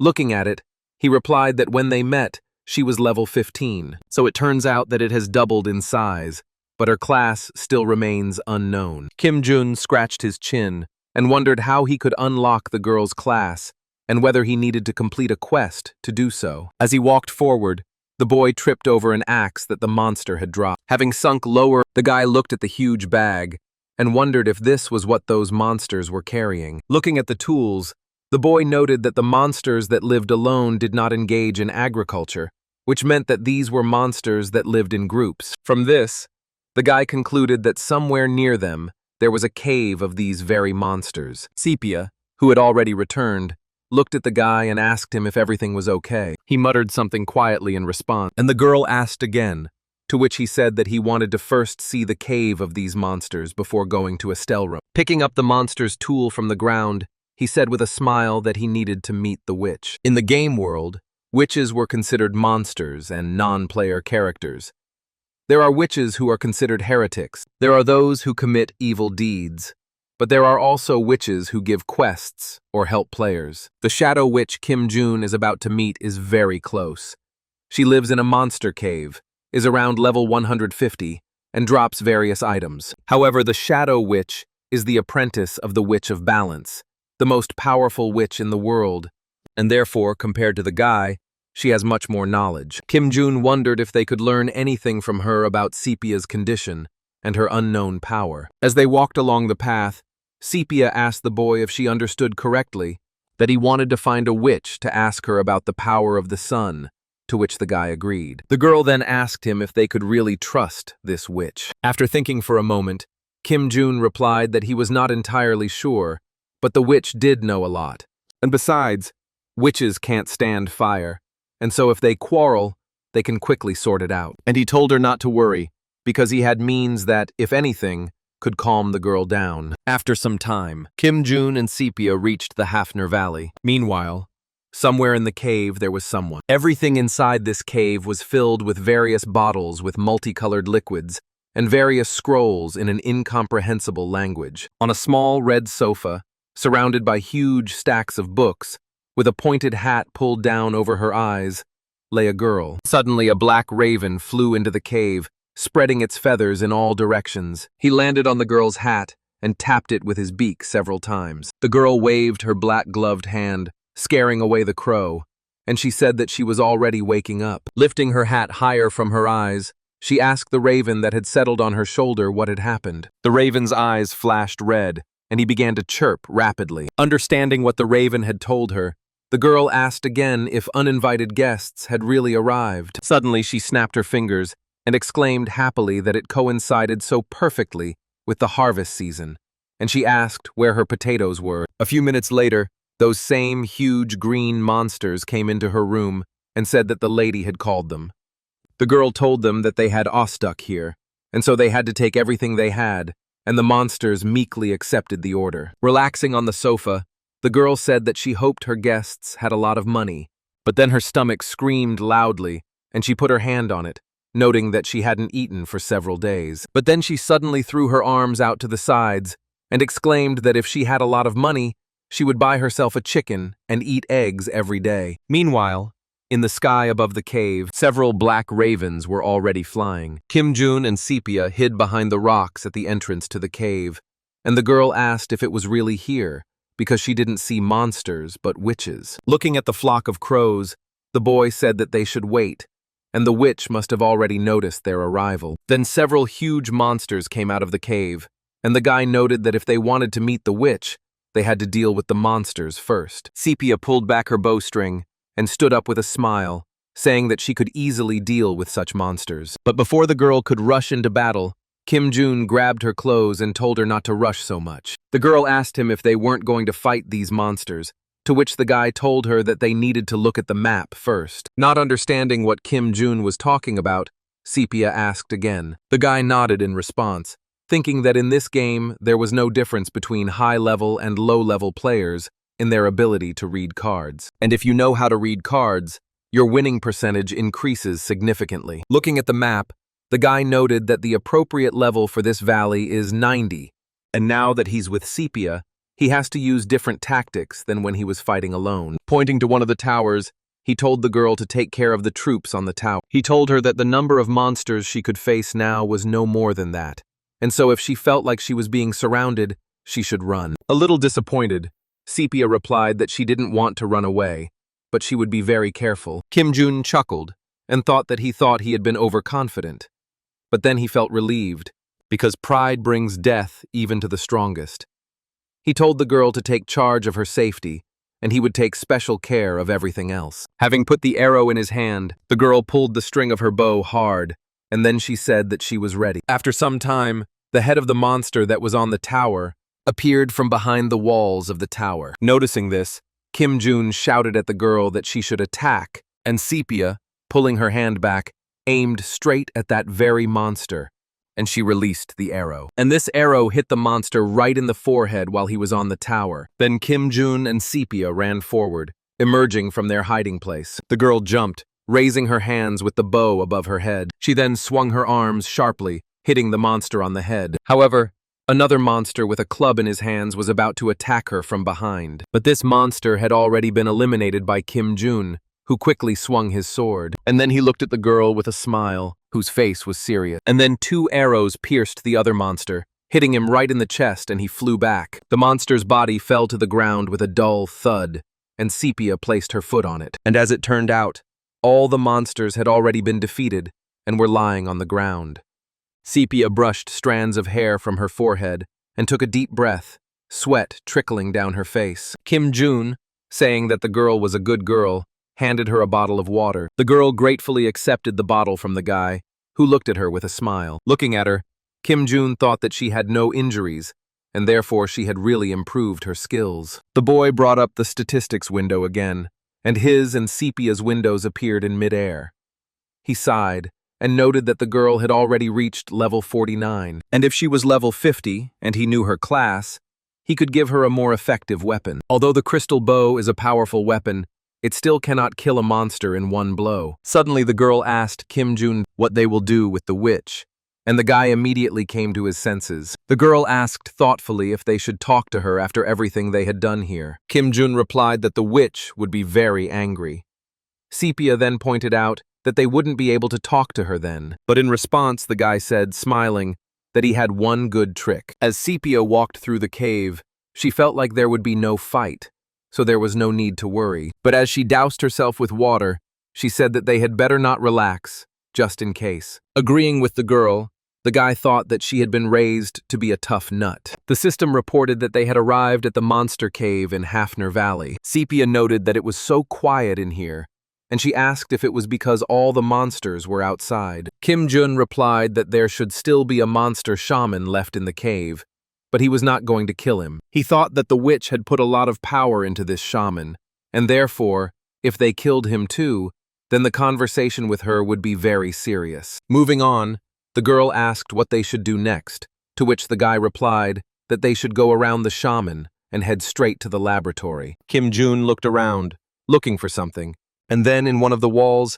he found a short passage to the witch's laboratory. Following this passage, he thought about the controversy that arose when this wire was first discovered in the game. People debated whether this was a bug or a design flaw, but eventually came to the conclusion that it was carefully designed. Suddenly, Sepia asked the guy if he had really been here before, since he knew everything so well, which made him shudder, but he replied that he had already been there, and then climbed into that passage. On the other side of this passage there was a metal grate, and in front of it lay books. Kim Jun rolled down, broke through the bars, and entered the laboratory. After some time, Sepia also reached the laboratory, where they saw a girl sitting on a chair. Kim Jun turned to her, asking if she could hear him. In response to this, the witch suddenly laughed, and then she suddenly turned with a loud laugh to her guests. The guy replied that they had come to the right place, and the girl asked if the witch was definitely there, but suddenly a tear ran down the witch's cheek, and she said that she needed her potatoes to last for another 6 months. Kim Jun replied that it was surprising that she still struggled for food. The witch rose from her chair and came closer, asking them if they knew how much one such monster cost, and then she said that they would pay her for everything. She cried out that they would pay her with their death, and her body was engulfed in a bright light. Sepia responded by raising her hand and pulling back the bowstring, but then Kim Jun jumped out in front of her, shielding her with his hand, and then, with a smile on his face, he handed over some kind of bag. Faced with this, the witch shuddered, and the light that surrounded her disappeared. The guy said with a smile that he was a doctor who came here from the Eastern Sea, and his name is Dio. He put the bag on the table, and coins fell out of it, and the guy said that he heard a rumor that in this valley there lived a witch who needed new knowledge, and so he came here to ask for help. Sepia thought resignedly. Was this really a bribe? The indignant witch pointed her finger at him and asked again if the one who killed her monsters was really asking for help. Kim Jun, still smiling, grabbed his head and replied that he was sorry that everything happened this way. He threw up his hands and exclaimed that at least they had something she would definitely like. The witch noted that this bag was filled to the brim with gold. The guy then said it was rude of him because it wasn't enough, and threw another bag of gold on the table. The stunned witch was surprised at how much money was there. She immediately thought about how many chickens she could buy, but suddenly came to her senses and thought that she didn't need a chicken. She remembered that the path of a witch is always difficult, and even if she is hungry, she should not lose her dignity. And then she told the guy that if he was trying to bribe her, it wouldn't work. Kim Jun replied that she had misunderstood because it was money for killing monsters, and then he handed her the real gift, which turned out to be some kind of ball. The witch exclaimed in surprise, noting that it was the essence of flame. Kim Jun thought that this flame essence was very difficult to obtain, and therefore it was coveted by both players and NPCs. But of course, the guy's inventory is simply overflowing with these balls. He told the witch that in the East, this ball is used as a decoration, but he'd heard that here, it's a valuable material. The shocked girl asked again. The guy said he could give her as many of these things as she wanted, and then asked her what she thought now. The witch was still stunned by this gesture, and therefore did not immediately find an answer. After a few seconds, she suddenly raised her head and said shyly that they should sit down first. Sitting down, she said that her name was Evelyn Lapis, and she was an apprentice witch of balance. Then Kim Jun, who called himself D.O., and Sepia also introduced themselves. After examining the girl, Evelyn said that she must be the child she had heard about, to which the girl asked if she knew her. In response, the witch asked her if she was born with the power of the sun. A shocked Kim Jun wondered how she knew this. Is it from Ludens? Or maybe she herself is a member of the Sun sect. The guy asked her how she knew about this, to which she replied that she learned about it from her teacher, and she said that her teacher was one of the 7 stars of Walpurgis Night, and the same could be said about Ludens. The guy asked what this Walpurgis Night was. Evelyn scratched her chin and noted that perhaps she should explain, and then she turned her gaze to something. Following her gaze, the guy realized that she was looking at the essence of the flame, and then he threw the ball to her, in response to which the witch asked if there really wouldn't be any problems later, and then she cleared her throat, beginning her story. While Walpurgis Night is a secret meeting of 7 stars, united by one goal, the 7 most influential believers are called the 7 stars. Evelyn said that her teacher, along with Ludens, belonged to this place. Kim Jun thought that all 5 boss monsters were called Pentagram, and the Witch of Balance was one of them. So it turns out that these 5 bosses and 7 stars are separate entities. Even though the power of the sun was forgotten, her traces are still hidden across the continent, and so the mission of the 7 stars is to find her. The witch said that, in other words, this Walpurgis night is a gathering created before the exchange of information. Then Kim Jun asked what they were going to do with the traces. The girl replied that she knew nothing about it. However, according to her teacher, the revival of the sun will restore order to the world. Hearing this, the boy thought that the upside-down turn of the world, when it is ruled by the Church of the Moon, is a real cataclysm, turning the game's worldview upside down. The system of this game leads him along the path of the sun, and 7 stars come to his aid. Until recently, the outcome of the struggle with the Church of the Moon was unclear. But what if the Witch of Balance, a member of the pentagram, is on the same side? What if all 7 stars are entities of the pentagram? Then maybe he can deal with the Church of the Moon. Kim Jun asked the witch if there were any other witches who believed in the sun, to which she replied that she didn't know for sure because this situation was not discussed even among witches. However, her teacher's witches dedicated themselves to researching the power of the sun. Kim Jun then thought that this explained why there were so many fire-related entries in the journal. He asked what exactly she was researching, to which the witch replied that she was researching everything she could. But overall, it was research work to restore the power of the sun. The guy then said that she seemed very unhappy about helping her teacher with his research. In response, Evelyn exclaimed that of course she was unhappy, because she was only 26 years old, and she couldn't even imagine what she could do. Clutching her head, she screamed that the only reason she cared about this monster farm was because of this research. Kim Jun noted how noisy this witch was. Her behavior reminded him of a graduate student who also complained when he got drunk and who also lacked funds for his research. Suddenly, Sepia asked the witch if her teacher didn't rely on her. In response to this, Evelyn asked again, and then rushed to hug the girl, saying that she was very good at understanding people, and that she was the hardest working witch. Touching his head, the guy said that he had come here for a reason. And then he said that the witch could unlock Sepia's power. After thinking for a moment, Evelyn replied that she didn't even know and began to carefully examine the girl. They held hands, and some kind of flow of energy appeared around the witch. She asked the girl if this power often manifested itself when emotions accumulated, to which she replied that it sometimes did, and manifested itself when she was in danger. Sepia noted that she always loses consciousness. Evelyn said that perhaps this force was much more powerful than she thought, but at the moment, she can't help control this power in any way. Kim Jun said that he thought so, and thought that it seemed like there was nothing more he could do. But then Evelyn exclaimed that it can help control uncontrollable rage. The surprised guy asked how this could happen. The witch replied that she was using her shadow to awaken another consciousness. The shadow she's dealing with isn't just a shadow that follows her around. It's more of a different consciousness, which thinks and moves independently.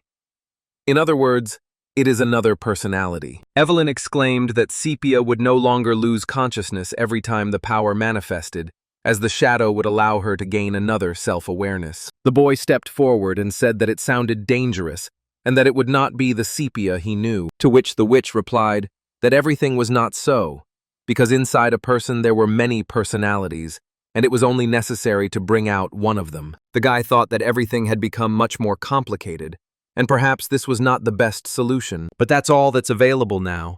And it would be much better if Sepia used her power consciously. Evelyn said that even if the girl could use her powers consciously, she would still need training since she didn't know how to use magic. She said it would be nice to learn the art of magic from their witches.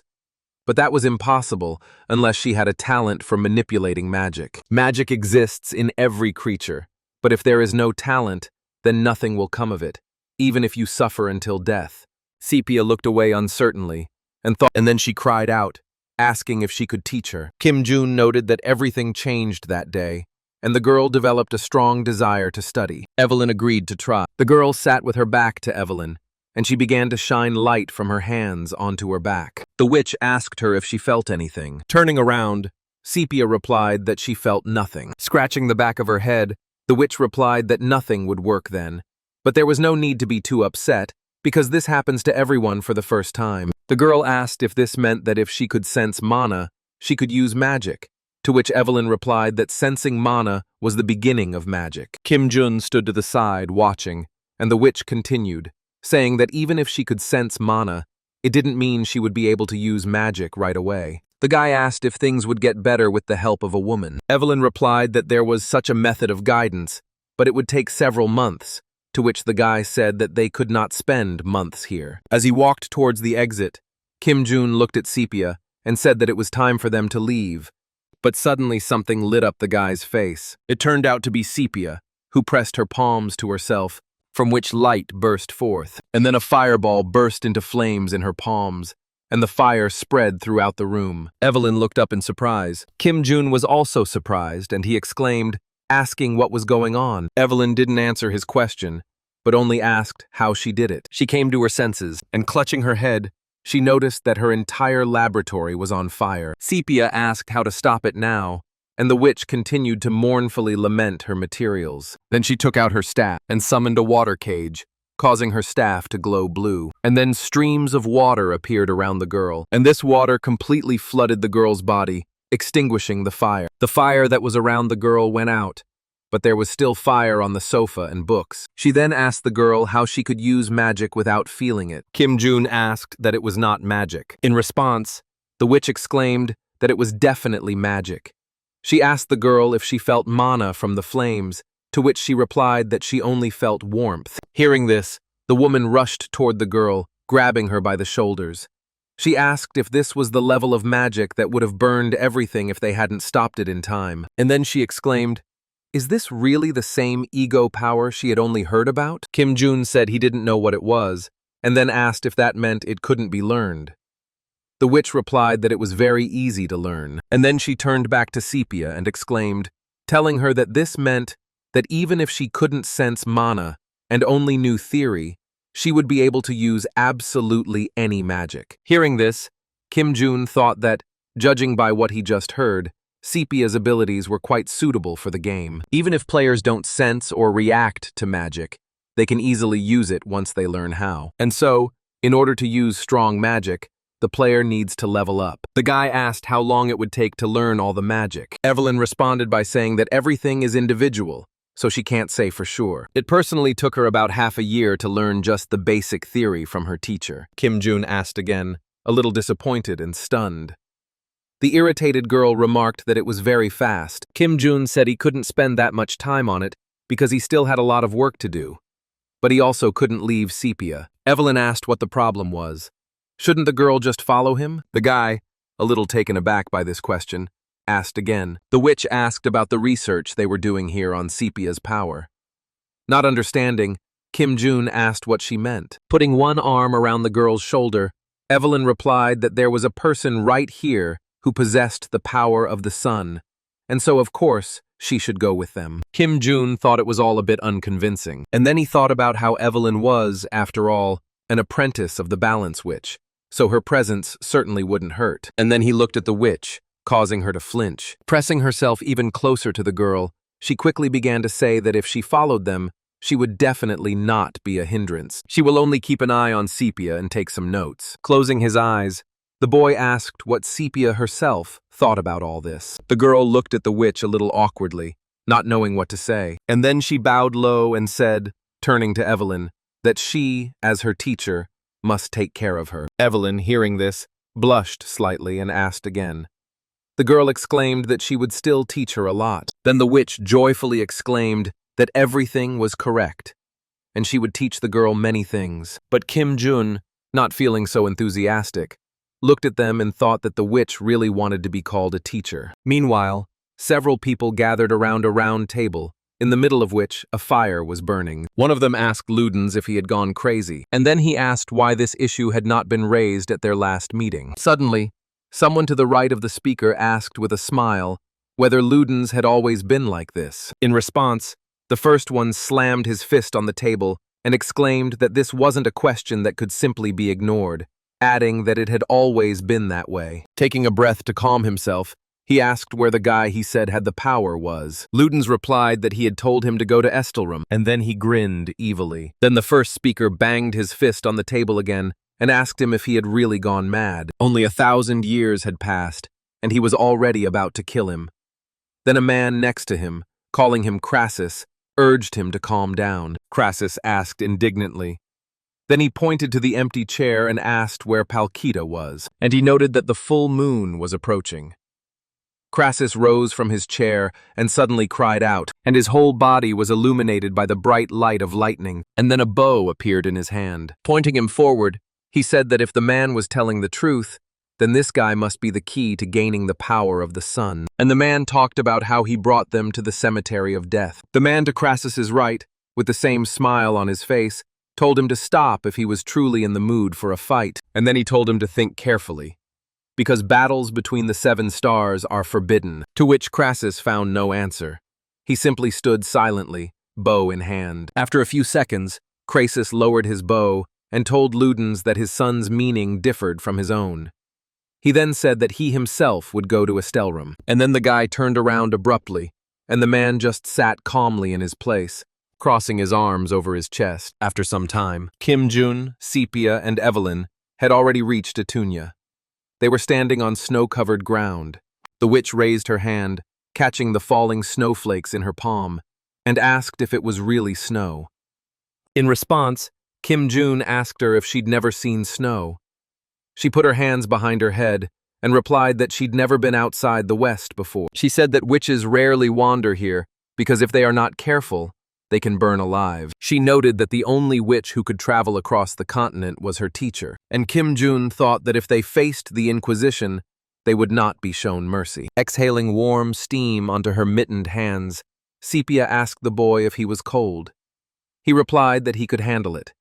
After some time, they reached the cave, and it was still snowing outside. Kim Jun noted that it was a good place to hide from the wind, and then suggested that they set up camp there. Sepia, filled with enthusiasm, agreed, and she happily said that she would make a fire. With her mittened hands, she gathered the dry leaves that lay on the ground into a pile, and then she raised her hands, and a small fire appeared in her palms. The girl carefully lowered her hands with fire down, and the leaves immediately caught fire, creating a fire. While Evelyn was moving firewood with the help of magic, she asked the girl how she could now easily light a fire, to which she replied that, compared to her teacher, she still had a lot to learn. Looking back at the girl, the guy noted that she had become stronger in the 2 weeks they had spent with Evelyn. He thought the witch was acting stupid, so he thought she was just bluffing, but it turned out she was a genius.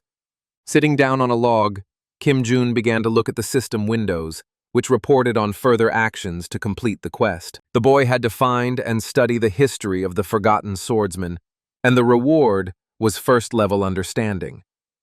Meanwhile, the girls were fast asleep. The boy thought that Luden's friend, who was in estelum, was obviously a forgotten follower of the sun god. Could he be one of the 7 stars Evelyn spoke of? Or perhaps he's one of the familiar NPCs, like Luden's. Sighing, the guy quietly said that he wouldn't be able to find out until he met him in person, while he put his hand into his clothes, looking for something there. He thought that, nevertheless, he got something, and then he pulled out some yellow bottle with a smile on his face, while drinking the bottle's contents.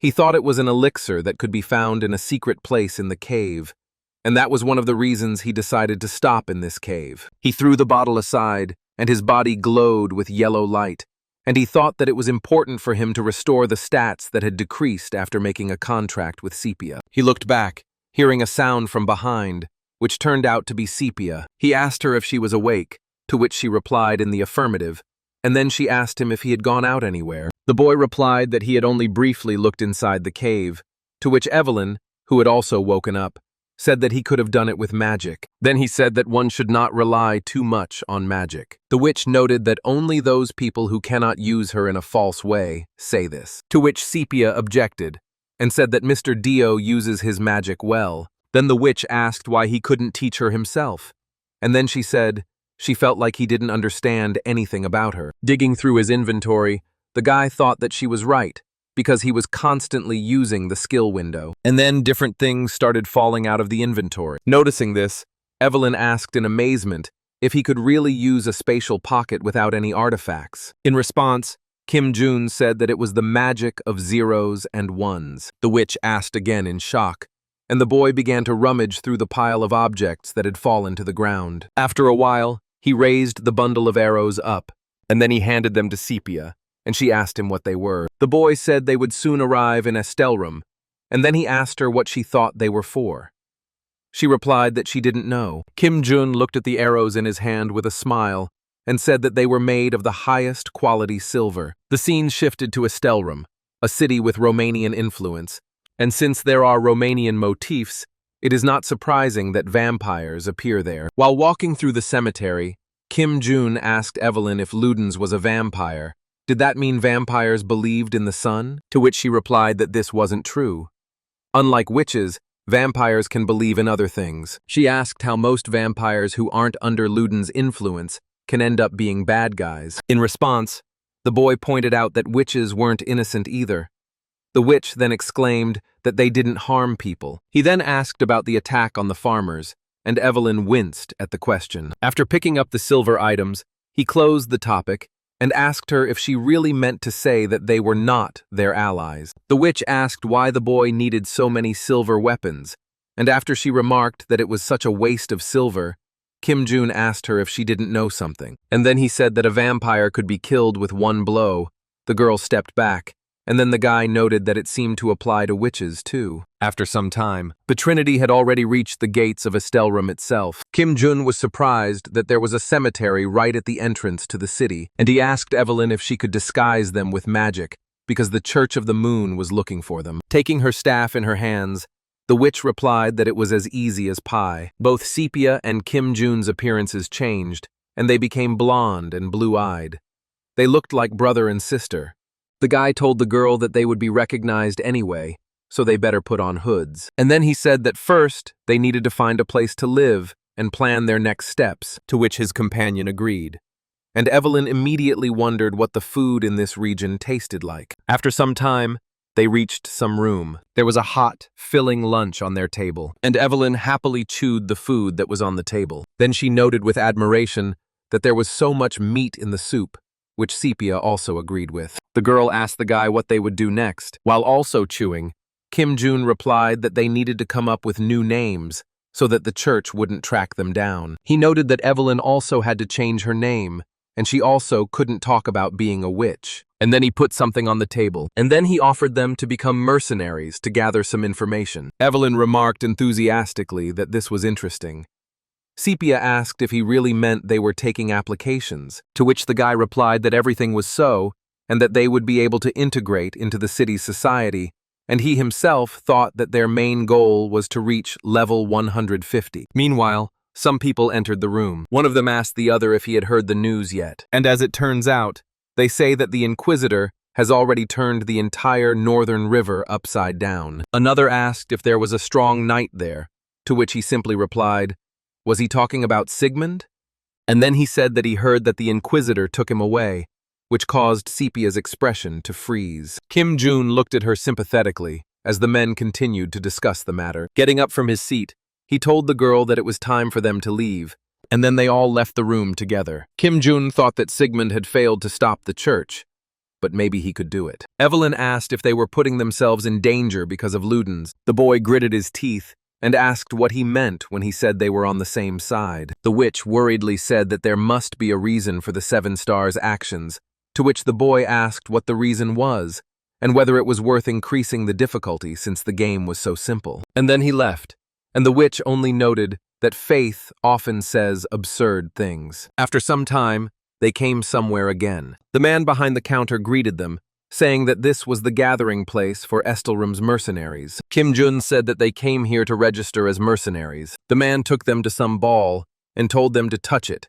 and this ball would determine their level, and then he asked their names. Kim Jun replied that his name was Leo. The girls touched the ball, and it turned out that Sepia was a D rank and Evelyn was a C rank. The man said they were registered, and then told them to look at the wall where the applications were pinned. The company approached the wall and began selecting an application. Kim Jun looked at the wall of applications, thinking, and then he offered to take all applications except hunting. Evelyn exclaimed that there were dozens of them here, and Sepia began to examine what the guy had handed her. Kim Jun replied that it was, and then he told them to pack everything while he went somewhere. Sepia noted with resignation that he was doing it again, and then she said it still looked like he had a plan. Stepping aside, the guy asked himself, why does he need to collect everything one by one? After all, he already has everything he needs for the tasks in his own warehouse. Meanwhile, the girls had collected all the applications, and someone asked them where they were taking them. It turned out that it was the same man who met them at the entrance,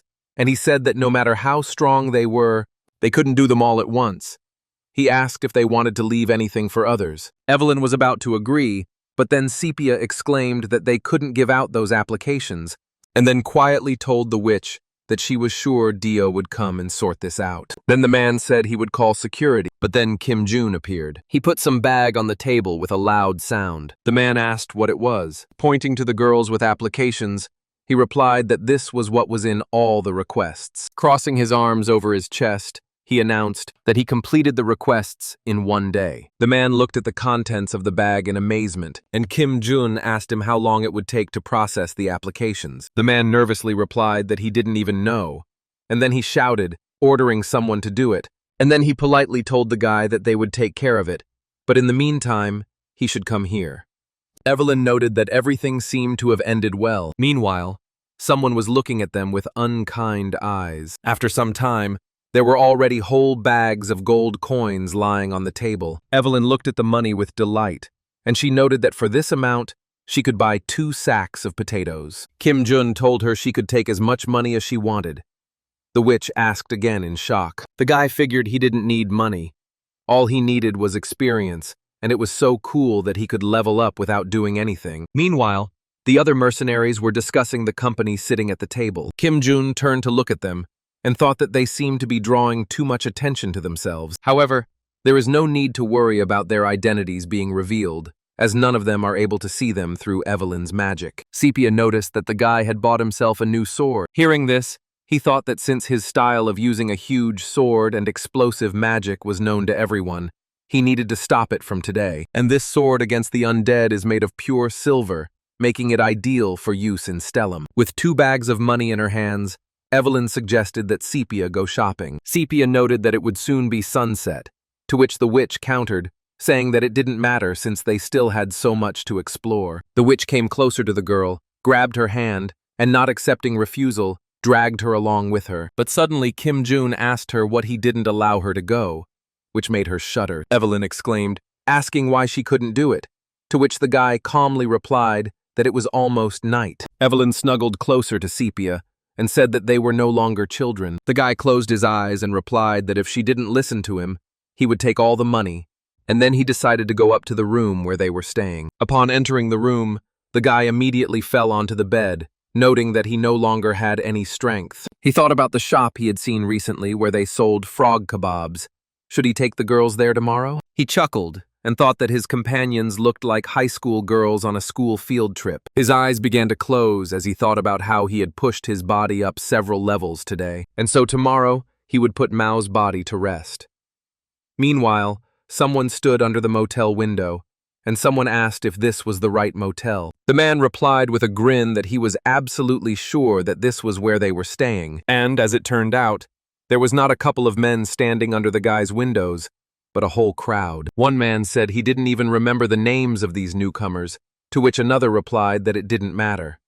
What mattered was that they were going to rob them today. And then he said that the second room on the 4th floor was occupied by girls, and the guy was staying in room number 3. The man held up 2 fingers and said that they needed to split up and break into the rooms simultaneously through the front doors and windows. He said that they must kill everyone and leave no one alive. Another man asked if he was ashamed to kill the girls, to which the first man replied that although it was vile, they had to do it. The man said that if the girls squealed, they would become a pain in the ass, so they needed to do something about it. He said that he and Joseph would handle the guy, and the rest of us would handle the girls, and then he took his place by the guy's window. Another took up his position right outside the door of his room. The man thought with a grin that there were only 10 seconds left before the instant attack. The man outside the window also began counting down the seconds before they all attacked together. But suddenly something flew straight into the man's forehead, and everything around was covered in blood. The man outside the window noticed this, and his eyes widened in shock. Noticing that they seemed to have been noticed, he slammed his elbow into the glass, breaking it, and flew straight into the room. And then he flew at the guy with a sword in his hand. However, Kim Jun dodged the blow. He swung his sword, cutting the man's body, causing blood to spray into the air. The wounded man fell to the floor with a dull thud. And now the main character looked at the results of their attack, flowing from all surfaces of the room. Kim Jun shouted and asked the girls if everything was okay, to which they, also surprising the men, replied that, of course, everything was fine with them. Evelyn asked who these guys were because they just slept all night. Kim Jun replied that they were murderers, thieves, scum, and all that. And he thought about how Evelyn was still a level 150 witch, who even had her own familiar. Suddenly he turned his head sharply,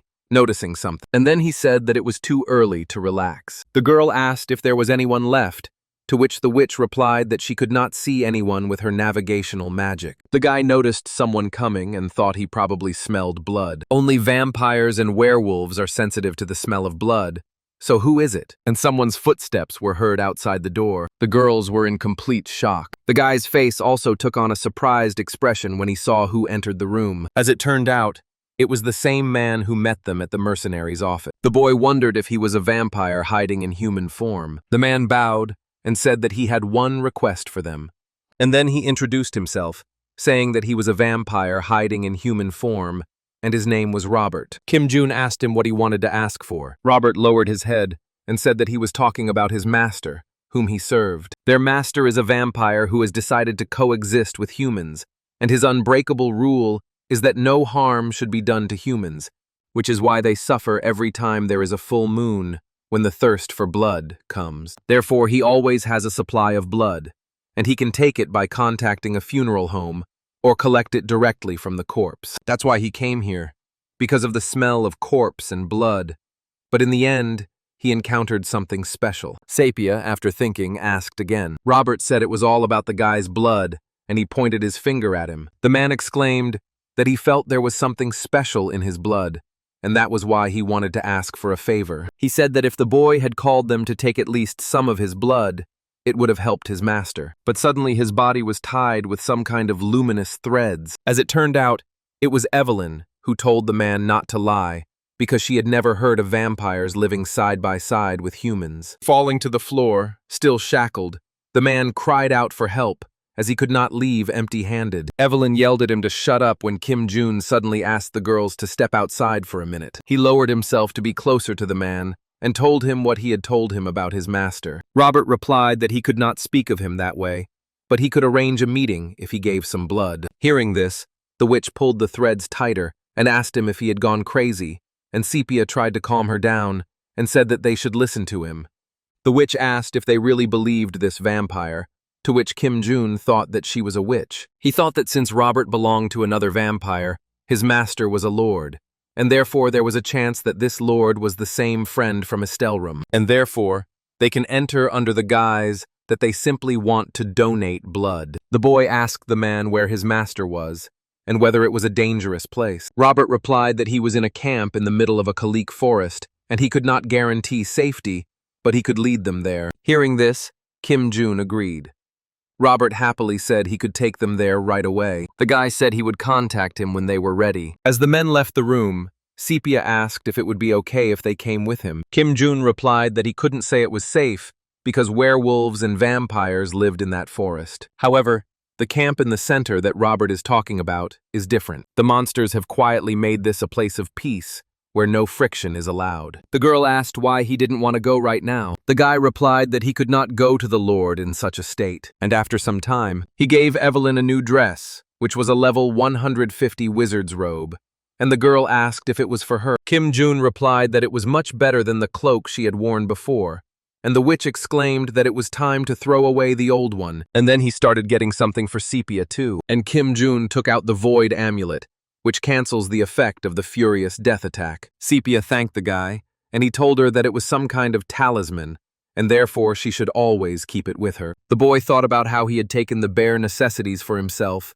and shared the rest, and then he said that it was time for them to move on. After some time, they reached the Kalika forest, which is a hunting ground inhabited mainly by vampires and werewolves. Almost all the monsters from these places were originally human.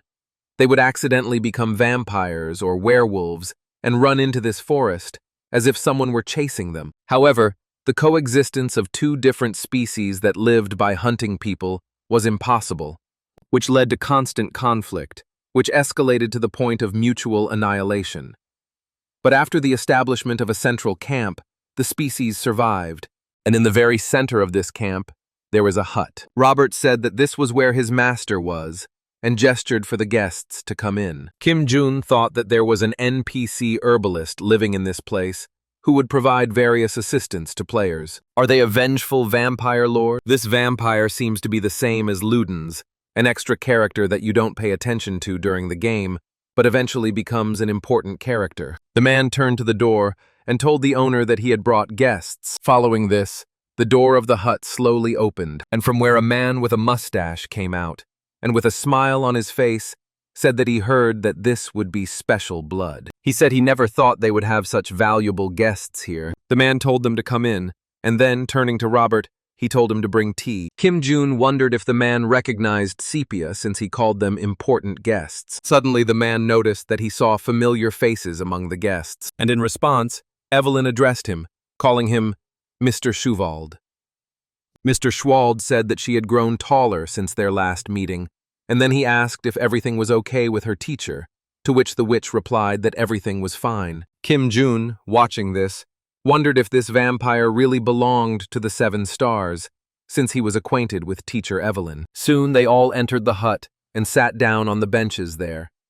The vampire introduced himself, saying his name was Schwald Eindhauer, and then he asked if Sepia and Dio were there. Looking at the girl, he noticed her silver hair and golden eyes, and noted that she looked like that man. Kim Jun noted that the man seemed to know about them, and then he asked if he belonged to the 7 stars. Laughing, Schwald replied that although he was insignificant, he still belonged to them. But in response, the guy suddenly apologized, and then he said he just couldn't believe him. Robert exclaimed about how rude it was, but the vampire hastened to reassure him, saying that they were valued guests. And then, with the same smile, he told the boy that he understood his caution, because they still knew so little about them. Kim Jun apologized for his rudeness, then said that it was because Luden's had put them in danger. The guy thought that he was not yet sure whether the 7 stars were reliable allies, or if they just wanted to use them. So the only thing he can trust now is the system. He asked Schwald if he could tell him about the forgotten power he had accidentally obtained. Sighing,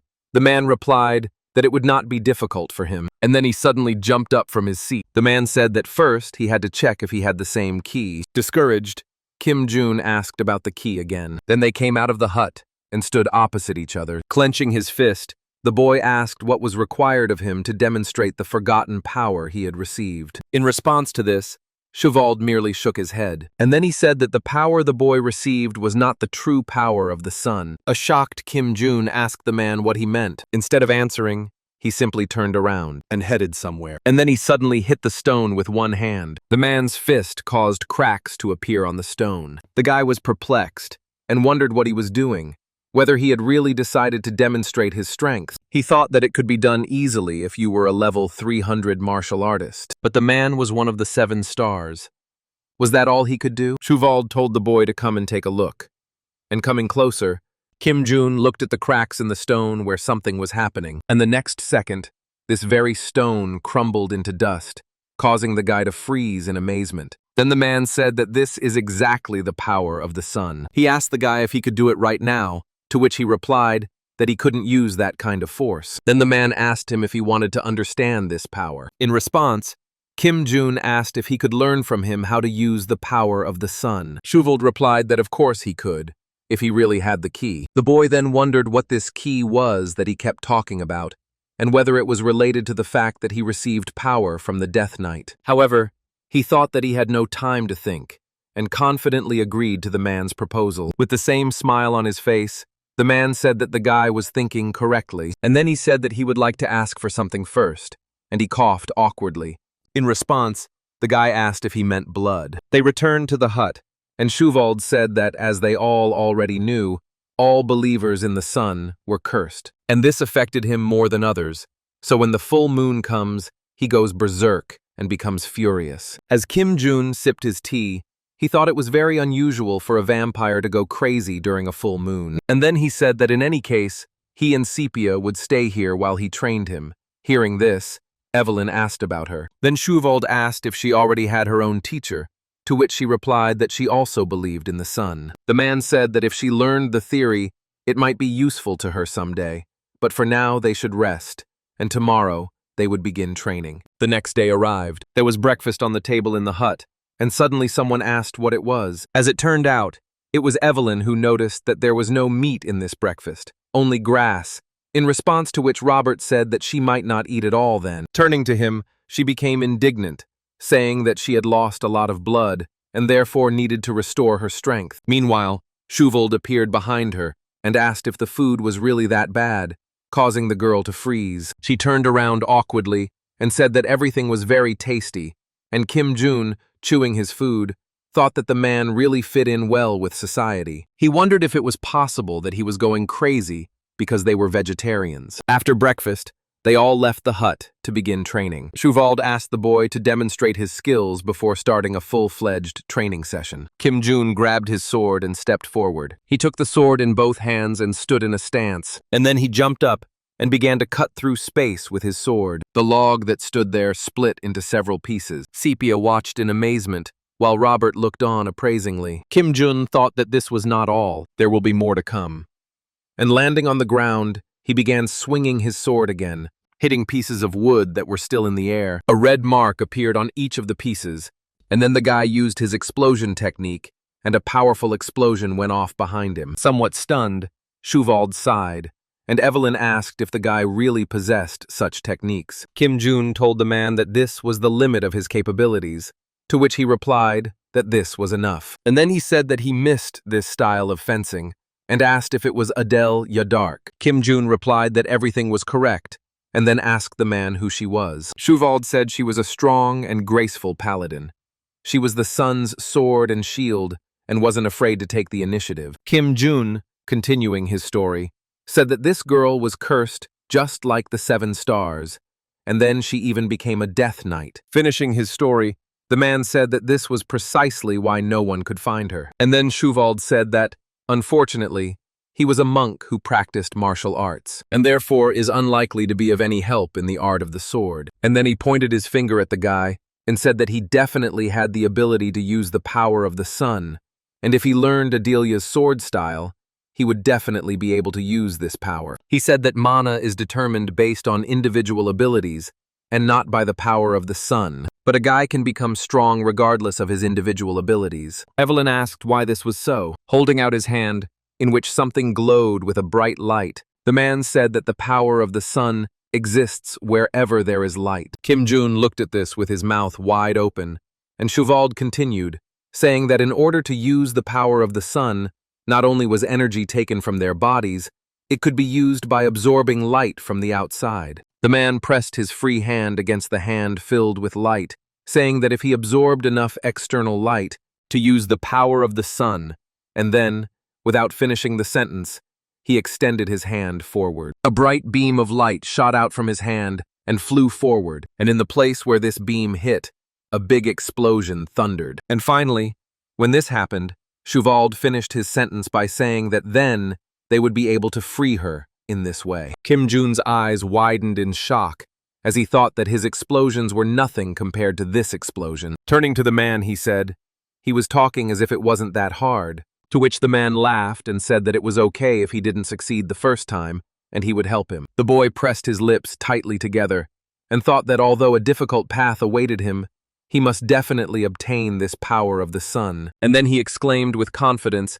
that they should try it then. Shuvold began serious training only 3 days later. Kim Jun was very focused, and he sat on the ground in the street, his legs crossed and his hands folded on his knees, his fingertips touching. He thought that although Shuvold had told him to start with meditation, he seemed to be completely unsuited to it, and it seemed that nothing was working out for him. He said that one should meditate primarily in sunlight, as this will help one feel the power of the sun. He sighed and thought that he had no other choice anyway, so he would have to try. Suddenly, a scream was heard somewhere, and it was Evelyn calling for Sepia.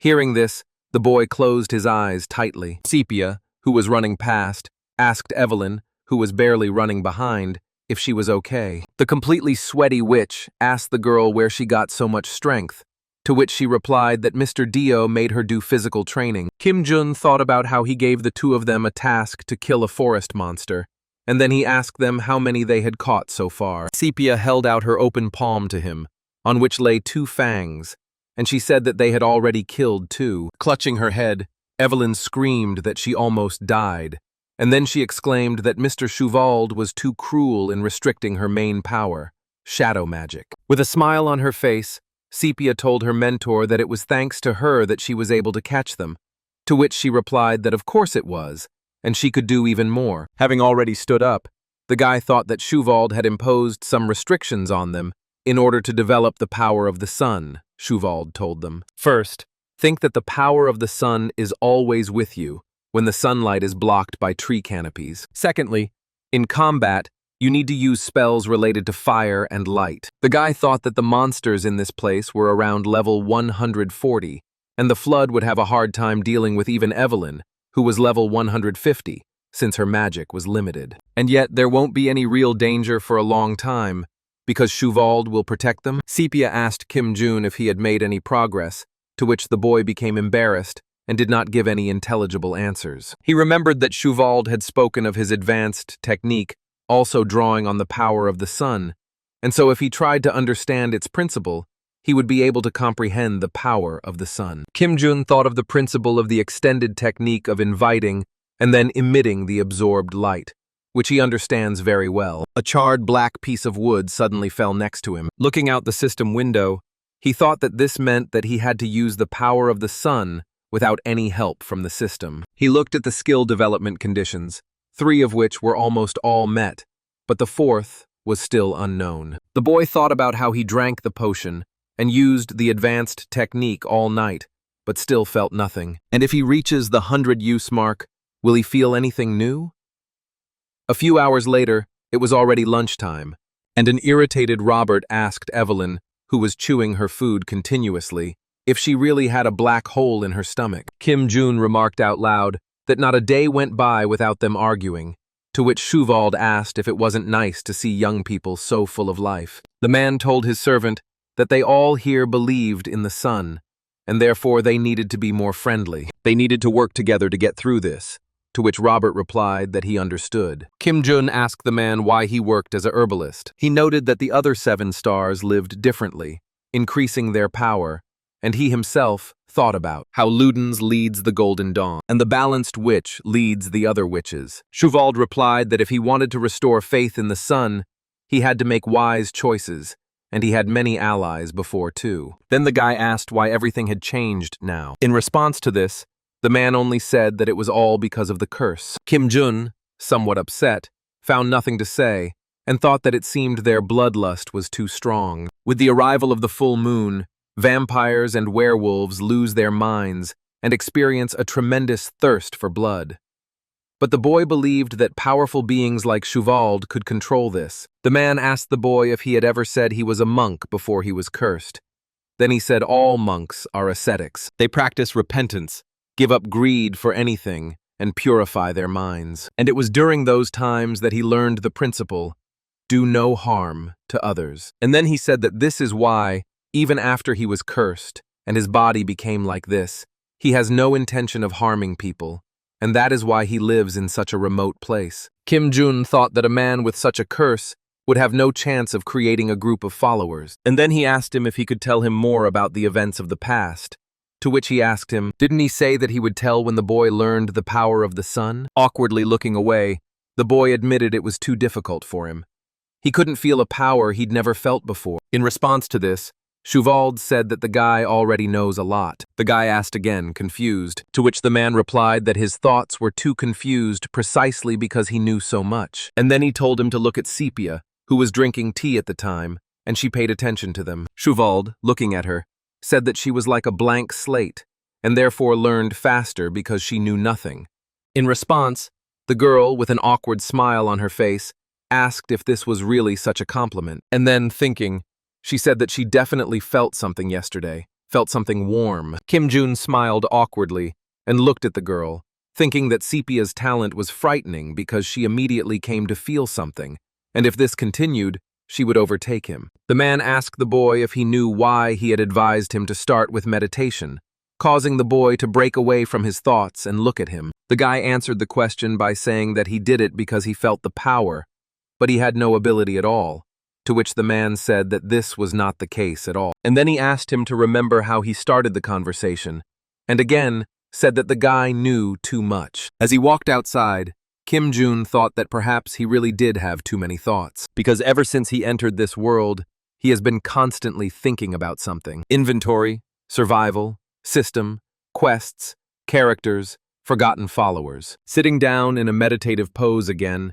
he decided that he would now try to put all these thoughts aside, at least for a moment. Meanwhile, something was happening in one of the city taverns. The man sitting there was shouting loudly, asking for a drink, and the strongest one. A second later, the frightened waiter placed a mug of alcohol on the table with a loud sound. Taking the mug in his hands, the man took a sip from it, and noted that they know how to make alcohol in the northern region. As it turned out, it was the Inquisitor, Galith Hontut. The Inquisitor joyfully raised his hand with the mug up and exclaimed how good it was that he was the one sent north, while the rest of those present looked at him with irritation. Suddenly, he heard someone ask another if he heard what the guy said. A man sitting at another table asked why Gordon and Joseph had not been seen for the past few days, and then he said he heard that they made a mistake and chose the wrong target. Another man asked the first man if it was true they were working with mercenaries who had fulfilled the request.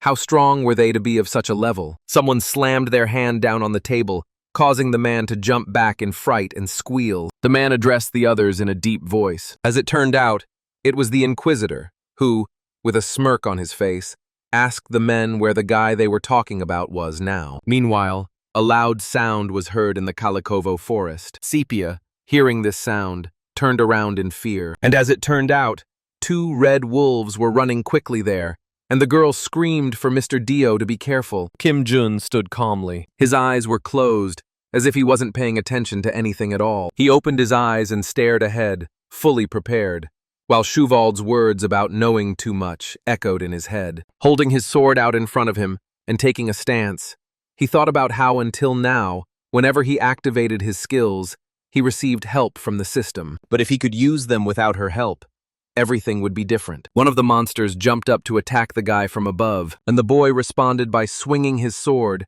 causing a bright flash to appear in the air. However, this blow did almost no damage to the monster, merely lightly scratching his arm. With a menacing roar, the monster turned around, its eyes glowing a menacing red light, and the guy only noted that nothing had activated. A second later, the monster struck again with its huge paw, but the guy managed to dodge, and so the blow hit the ground. After jumping back a few meters, Kim Jun returned to his original position and thought that he needed to try again, and he needs to imagine the power of the sun as Shuvald saw it. But suddenly, a second monster's paw appeared behind the boy's head. Feeling this, the boy opened his eyes wide, but still managed to turn around to block the blow with his sword, causing sparks to fly in all directions. But the monster wasn't about to give up.